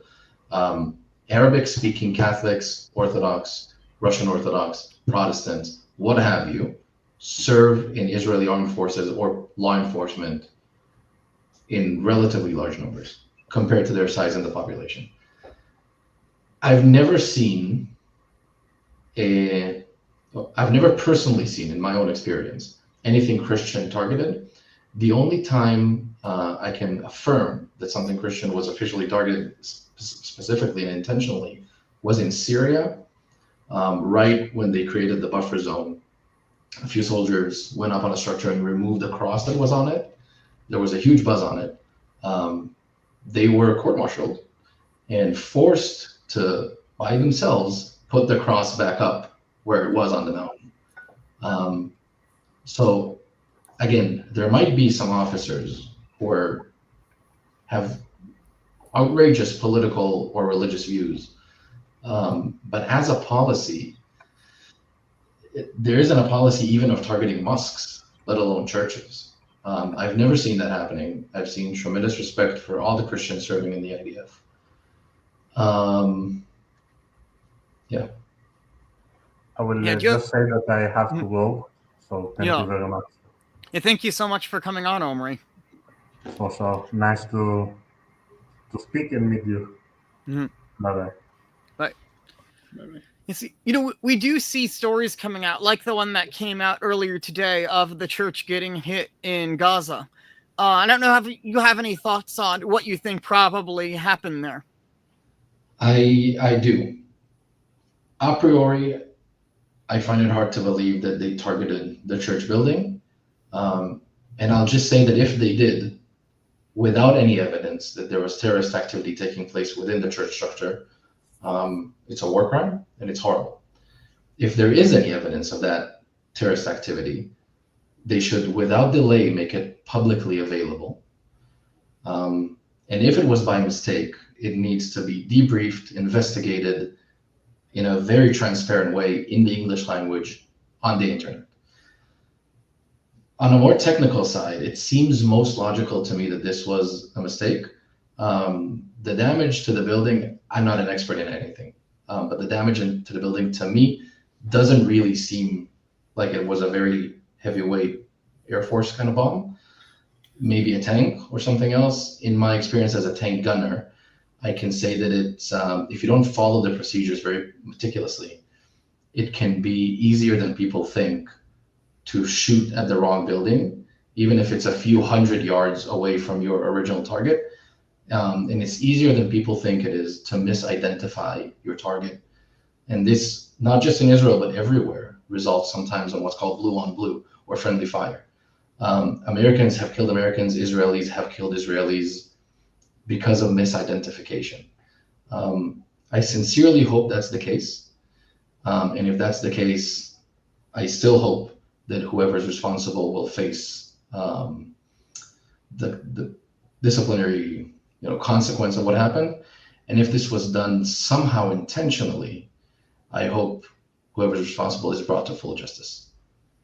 Well, thank you. Yeah. I just also want people to know, like, I'm just trying to platform you guys so you can give your perspectives of what it's like as Israelis. Because as an American, I see all this different news come out, stuff in Hebrew, stuff in Arabic, stuff in English, and it's very, very difficult for me to sort through it. So I'll mention, like, I was a week ago or so, I was up late one night trying to think about the conflict, understand and stuff, and I just thought, like, I don't have a way to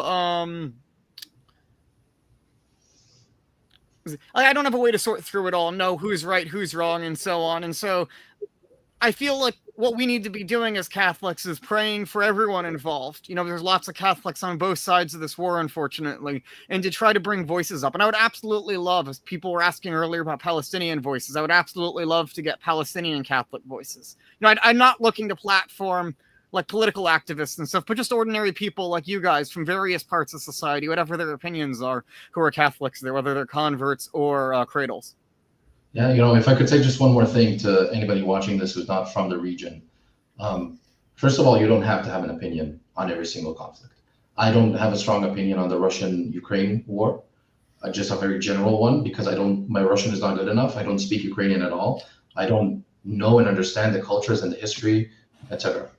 But if you have decided that you're going to look into this and espouse an opinion on this conflict that isn't yours to begin with, don't make this very black and white. A lot of people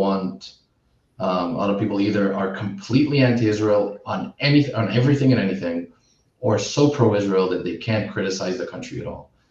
It's possible to think that in this specific war, for example, Israel is largely correct, Israel is largely in the right, and still some policies are bad and should be abandoned, and still people make mistakes and people should be brought to justice.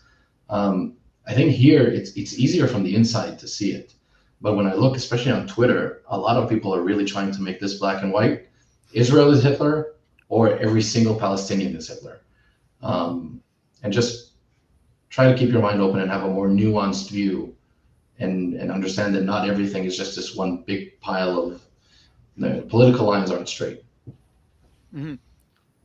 All right, to get to another question here, someone asked, how do you reconcile the blood libels that were spread historically? And he gives a specific example. And I've talked with this guy about the fact that apparently a diocese in Spain still has like a blood libel case from like the 1400s up on their website. So I'm curious if you guys could talk about that personally as well as generally in like Israeli society, how like the history of Catholic anti-Semitism is viewed.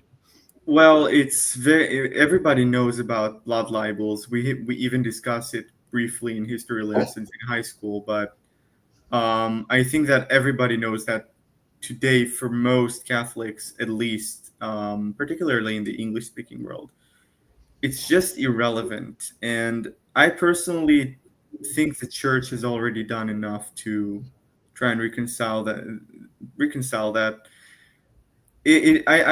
I'm not worried about that. It is not. I'm not occupied with that. And yes, I guess that some local cultures in Spain might have some things that are related to it, like a local cult or something. I just don't think I'm not worried about it personally. Mm-hmm. Yeah. I will say the Jews have a very, very long memory, and people sometimes underestimate just how long it is. When the King of Spain, the current King of Spain, King Felipe, visited Yad Vashem in a Holocaust memorial on Holocaust Memorial Day, the press talked about how he didn't apologize for the expulsion from Spain, even though that it's not even the same royal house. It's not, but still they were mad about something that happened 500 years ago. So again, it's not an everyday topic of conversation here. Yoni's absolutely right about that.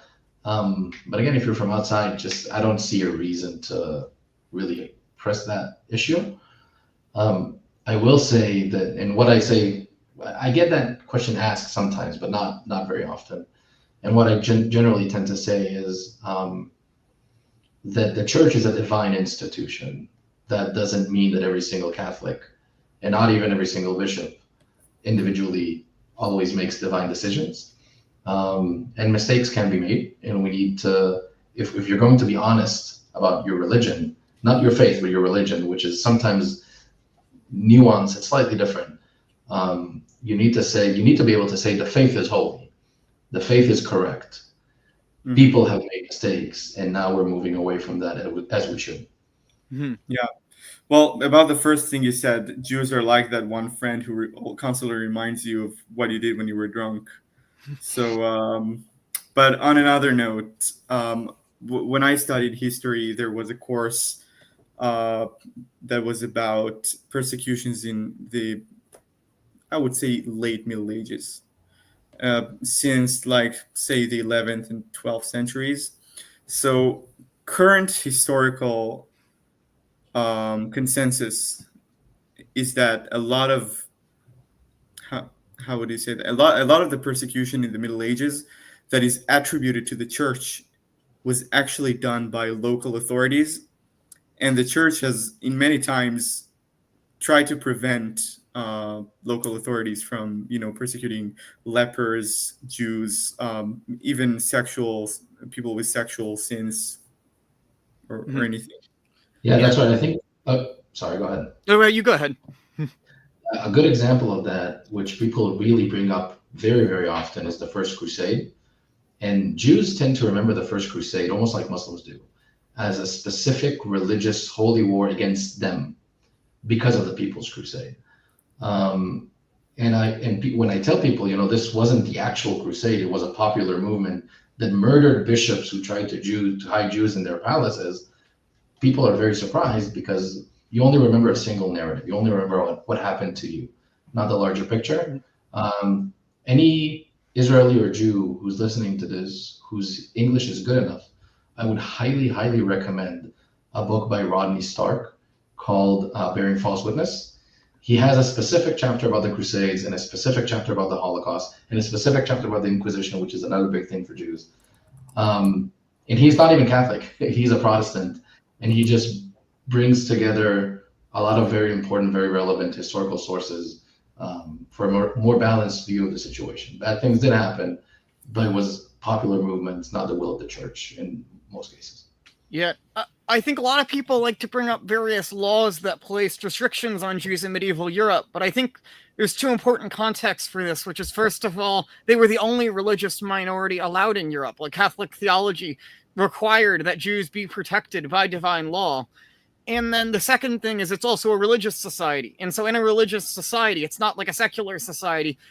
When you're going to have a religious minority, you're going to naturally place some restrictions because you're going to have a society that's going to favor the majority religion, because the purpose of the society is to encourage the religion there. And it's not as though Jews wanted a secular society. Like, many Jews were against the emancipations, for example, that were going on in the 19th century, because they didn't want Jews to just become secular and integrate with society. They wanted Jews to remain religious Jews. And so I think the situation, not to say that we should bring back those laws or something, but to say the situation is a lot more nuanced looking at it at the time than it is now. Right. We should be able to look at our own history as Catholics and say, this happened. This is the historical context for it. And still, I don't think this should return. When you look at it in the historical context, it's not quite as bad as it sounds today. And still, we shouldn't go back. Mm-hmm. Absolutely, yeah. And then as well, the other issues, we have that past anti-Semitism that I think the church has actually officially made a proper reconciliation for and so on, even if it hasn't always been recognized by the Jewish community. But then we also have on the other side this recent rise in sort of online Catholic anti-Semitism. Susan asked, how do you feel about the rise of those like Nick Fuentes and vehement public anti-Semitic within the church? And I'll say I've had two other Israeli Catholics I know, neither of whom are baptized yet, so I didn't want to include them in this stream, who almost didn't come into the church at all because of the anti-Semitism they encountered on Twitter and Discord, which is the first places they really encountered the Catholic faith. And I'd be curious if you guys could talk a bit more about that. I just don't feel it so much in Israel.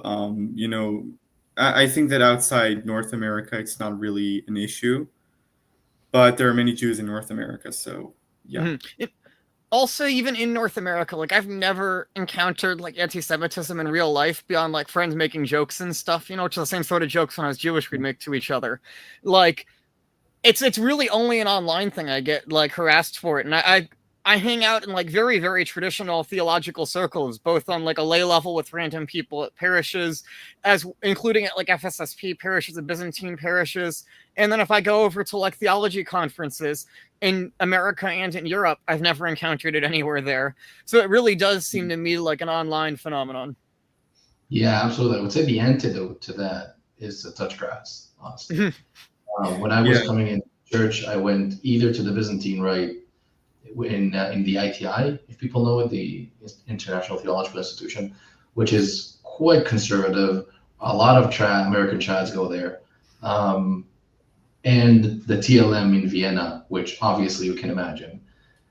I never felt unsafe to talk about my background. I never felt unsafe to talk about what that means to me. I mean, granted, I was still forming myself, but I never felt any hostility. You see it a lot online, and I'm becoming increasingly convinced of both that internet theory and that a lot of these people are honestly just grifters. And as soon as some other faith becomes like the main trad faith, they'll just hop over to that. I'm not talking about anyone specifically, just the movement in general.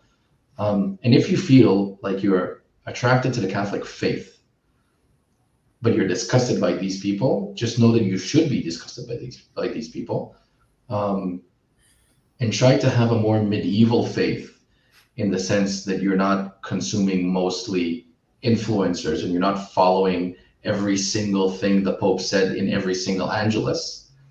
Just try to form your faith on what the Church teaches, on the Fathers, on verified Catholic sources. And you should be good to go. Yeah, separating personal politics from religion is something that I would recommend everyone who considers becoming Catholic to do, because your preconceived notions regarding politics will be challenged most definitely. Yeah. So try and be humble. If you're not digging deep enough into Catholic social teaching or whatever. Mm-hmm. Yeah. Yeah. And yeah, someone asked, how would you define the anti-Semitism that you encounter online? I'm not on Twitter or X. No, it's literally stuff like people actually praising Adolf Hitler, or like getting mad at me that I was pointing out about like Hitler killing Polish priests, which I wasn't even thinking about Jewish stuff there. My thought was like, oh, this is another horrible thing Hitler did that like people don't talk about, is that he killed 1/5 of all Polish priests. Yeah, And Reuters then, should really visit Poland and try and say that those I things know. about Hitler. Yeah, they will be welcomed, I'm sure. It's much more predominantly on Twitter than anywhere else, I've noticed. I'm not sure what it is about Twitter. Maybe it's the seeming lack of censorship.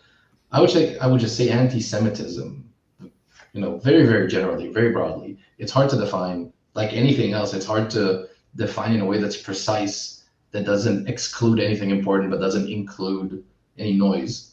But just generally, it's racism towards Jews because they are Jews. And you can see it when the authenticity of our conversions is put into question because of our ancestry. That's anti-Semitism. When you say Judaism is a false religion, that's a religious view. When you say you're trying to subvert the church because you were born Jewish, that's anti-Semitism. Yeah, I was accused of being. I'm sorry. Please continue. Yeah, it's right here in the chat right now, right? We just try and talk about what are obstacles that are like stopping people from becoming Catholic, and we get comments like this. And I know this is a very small minority, right? We have 38 people watching live right now, and one person is like this in the comments. But when you're a new catechumen coming into the church, and you haven't like you're just coming in now and you see comments like this and you get these sorts of comments every day. And if you haven't been Catholic for a long time, it's very easy to think like this is what the average Catholic is like. And it's very unfortunate that this is going to drive people away from the church. Absolutely. This is not what it looks like when somebody is interested in bringing people to Christ. Mm-hmm. Absolutely, right. And we were just a few minutes ago talking about like how, yes, there are issues in Jewish society as well, like having way too long of a cultural memory and not ever accepting apologies that the church has continually made.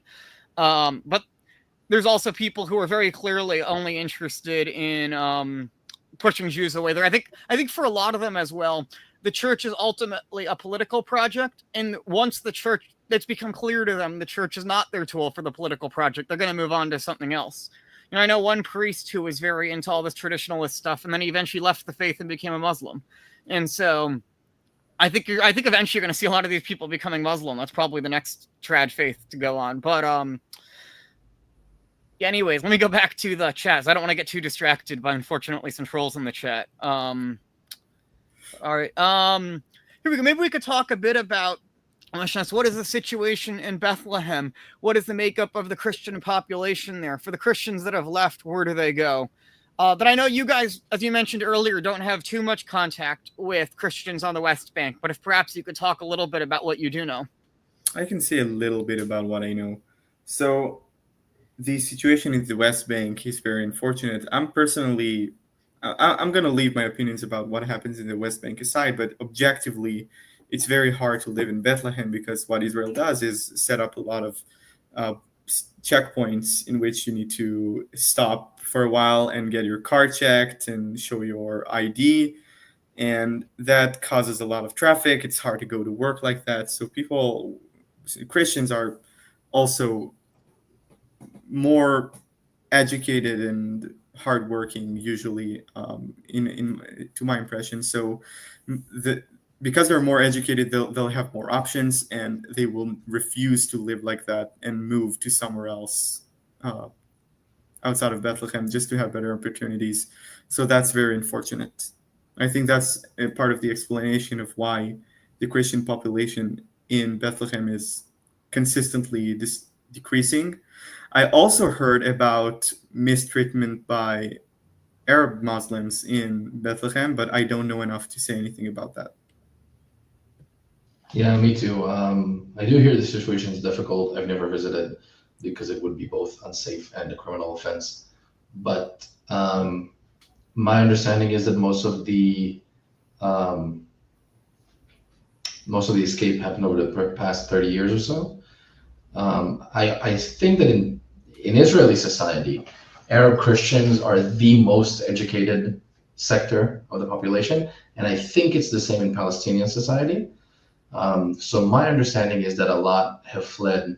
They've done their degrees to learn medicine or engineering somewhere in Europe or the States and have just stayed there. Whatever the cause, whether or not Israel is to blame for this, it's really unfortunate that the birthplace of Jesus is now majority Muslim. And my only advice to Christians would be wherever you live and whoever is bothering you, if it's Jews or Muslims, learn to fend for yourselves and defend your home. Yes. I would like to hear from you guys a bit, maybe. What do you think is a way forward as a solution to the Israeli-Palestinian conflict? Jesus Christ, man. Wow, that's the hardest question ever. It is. It really is. I think in the outset, we can both, and everybody can probably agree, that without the kingdom with a capital K, there isn't really going to be a solution, because the most politics can do is make it illegal for people to act on their whims. It can't really change the hearts and minds of people. Not usually, at least. It's very rare that actually happens. In my opinion, the only realistic way forward, I've shifted a little bit since October 7th, but when I look at all the different solutions, I think probably the only way forward is some kind of federalized solution where, like in some European models, the Jewish parts can maintain full autonomy of their identity. So it's not a binational state where everything is binational, but you'll have Hebrew-speaking Jewish parts that sing the Israeli anthem and have an Israeli flag and a Jewish school system and everything else. And then the Palestinian sides, they'll have their own culture and everything else. And then you'll have some kind of federal system above that with very, very strict law and very, very strict law enforcement to make sure nobody tries to sabotage that. Realistically, I'm not sure there's anything else that could even remotely work, but people much smarter than me need to sit down and try to figure out how that could work. Yeah, so personally, I approach this humbly, because I don't know if the solution I think is good is really good. Because, things have happened since 1967. There are way too much Jews living in the West Bank today. I'm personally against that, and I think that it was a mistake to begin with. I know many Israelis will not agree with me, and it is the hardest obstacle towards peace. I am a strong believer in the two-state solution. I think it's possible. And I think that the two-state solution should have a lot of, let's say, if you have an agreement, you need to have sections in the agreement that punish severely any side that breaks the agreement financially, diplomatically. I don't know. But I'm a strong believer in this two-state solution, yeah. Yeah. Here we go. Yeah, another question got asked here as well is about keeping up any Jewish practices and so on. So Alem asked, do you put on tefillin, say Shema, or retain any other Jewish practices, if you guys want to talk about your experiences? Well, personally, no, I don't. I barely do anything Jewish. One of the reasons I don't do it is because I really didn't like doing anything related to religion, and I was really made to have a bar mitzvah, to wear the kippah and put the tzitzit and the tefillin, and I remember that very negatively. So every time I go to the synagogue, I have memories of that. But for me, speaking Hebrew, reading the Bible in Hebrew, and praying in Hebrew is more than enough to retain my Jewish identity, because even prayers that are translated from Hebrew to Greek, from Greek to Latin, from Latin to Hebrew, it still retains a lot of the Jewish vibe. For example, I visited my a synagogue recently because my cousin had a bar mitzvah. And all of a sudden, I hear people saying "kadosh, kadosh, kadosh," sanctus, sanctus, sanctus, and I was like, "What?" That originates from Judaism. So I'm like, I learned something new about my faith and about the faith of my ancestors as well. So I think that praying in Hebrew is enough. Mm-hmm. Yeah. Among Hebrew Catholics, there's the same spectrum you'll see generally in Israeli society, where some people have a very loose connection to their Jewish heritage, and they're okay with that. And some people have a very strong religious connection to it. I'm definitely more of the latter. Most, I don't know if most, but a lot of my prayer life is based on the Jewish prayer cycle. I have a siddur, according to my ancestral rite. Then I have pencil notes of the Christian elements that I put in the different places. And I've been kind of sharing that with a few people and getting their input, seeing what works for me, what works for them. I try to retain as much of the Jewish tradition as I can. That's not to say I live completely halachically, just because my station in life or my situation in life makes it difficult. But I would theoretically be happy to, under spiritual advisement. I think most of the Jewish tradition can be celebrated in the light of Christ under a few cautions. Maybe we all need to be completely clear that it's not mandatory for any Jewish Christian to do anything that's of the law, and that's not, only the church can command us to do something. It's not salvific in any sense. A lot of Jews actually don't really view it as salvific in the strict sense that we understand that term either.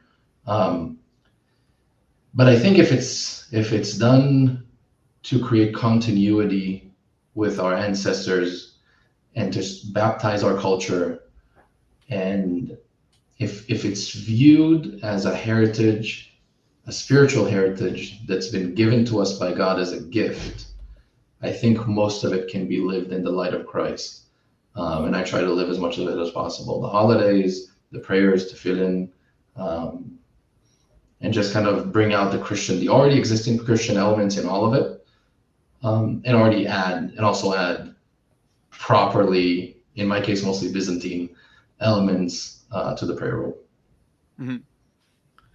Yes, I have someone in the chat I see asking about the history of sort of fake converts from Judaism to Catholicism. So let's say, is there any reason that someone in Israel would pretend to become Catholic? Well, if you're anti-Semitic, yes, there is a reason, because Jews try to subvert and make you convinced that Jews are actually good for Catholics. I don't know. But yeah, I would just respond that conversos, the encrypted Jews, were a response to persecution.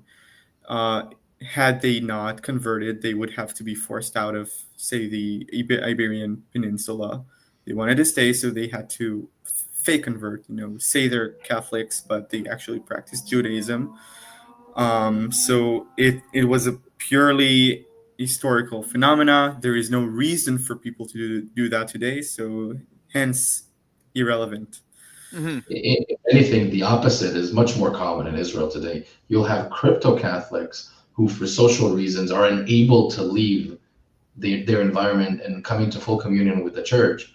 I've never heard of anybody fake converting, and the church here is quite afraid of that happening for whatever reason. And so often it takes people 1 to 2 years of catechism to get baptized just to make sure that doesn't happen. Mm-hmm. Yeah. You guys, people asking about very specific incidents of persecutions or various things, but I think we dealt generally with the history of sort of Catholic-Jewish relations in the past. So I think it would take a whole episode to sort of get into any particular incidences. But sort of maybe one last question I see here is there any initiative to engage Palestinian and Israeli Catholics, joint events, celebrations, etc.? Like, what can the church do to actually bring people together in prayer? So there are the holidays, like, say, the last one I've been to is the Palm Sunday. I visited in Jerusalem. So that was a chance for me to not only meet Christians from all around the world, but also, mingle with Palestinian Christians, because it's in Jerusalem. I don't see them often. And it was a celebration conducted by the Latin Patriarchate, which is the highest institution in Israel. And everyone, both Palestinian and Jewish Catholics, are submitted to it. But other than that, I don't personally know of any attempt to put Palestinian and Hebrew Catholics together. I heard there were attempts. I don't know enough about it to comment. But I would say that the Hebrew-speaking Vicariat, the St. James Vicariat, a lot of Arabs attend there as well, because Israeli society is very complicated. So there are many Arabs who are already very integrated. I have an Arab friend who doesn't speak Arabic at all, by the way.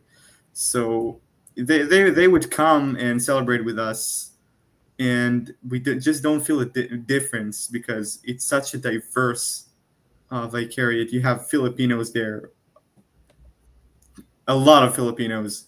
Tagalog is probably the second most common language there, to be honest. So yeah, I think that's the best platform for Israeli and Arab Christians to meet with each other. It's important to stress as well that this conflict isn't it isn't strictly Jews versus Muslims, Jews versus Christians. Even if I declare my Christian faith to the state, which I'm too lazy to do, because it's quite a process, that won't make it legal for me to visit Bethlehem, and it won't make it safe for me to visit Bethlehem. So even if the church wanted to organize steady mass events of people from the West Bank proper, what we call A zones, to come into Israel and visit, that would be very difficult to organize, because every single one of them would need permits. And we would need special permits and probably military escort if we wanted to enter their territories. Yeah. What sometimes happens is that you'll have groups of Jews and Arabs who are both Israeli citizens who come together on Israeli soil. But like Yoni said, I don't think it's very common. If anybody listening to this lives here and is on either side and would like to take part in something like that, I have a friend who organizes a group like that. They're called Christians Without Borders, or Believers Without Borders. They meet about once a month, as far as they can coordinate. And anybody can write to me in the email that'll be put up here, and I'll put you guys in touch with that group. But it's mostly lay movements doing very small scope stuff. Yeah. All right. Well, thank you both for coming on. I don't know if you have any last words of things you would like to share, but. Well, if I could, I saw quite a few Jews and probably Israelis, or Israelis definitely, probably Jews as well, in the comments. Anybody like that, who wants to talk, who's in some stage of their process, and maybe even is not really interested in Catholicism right now, but they just want to talk, feel absolutely free to write to me. I try to respond as fast as I can. And I'm always happy to just sit down for a cup of coffee. Would you like me to put your email up on screen, or? Yeah, absolutely. So let's use the HC email. That's it. Feel absolutely free to write to me. You can do it anonymously as well. If you want to just text, we can do that. If you want to meet up for a cup of coffee, we can do that. I'm always happy to talk to people who are kind of interested in all of this. Yeah. All right, well, thank you so much for coming on. Everyone, please pray for the safety and the growth of the church in the Holy Land. And thank you all for coming on. Thank you, everyone, for watching. Thank you for having us.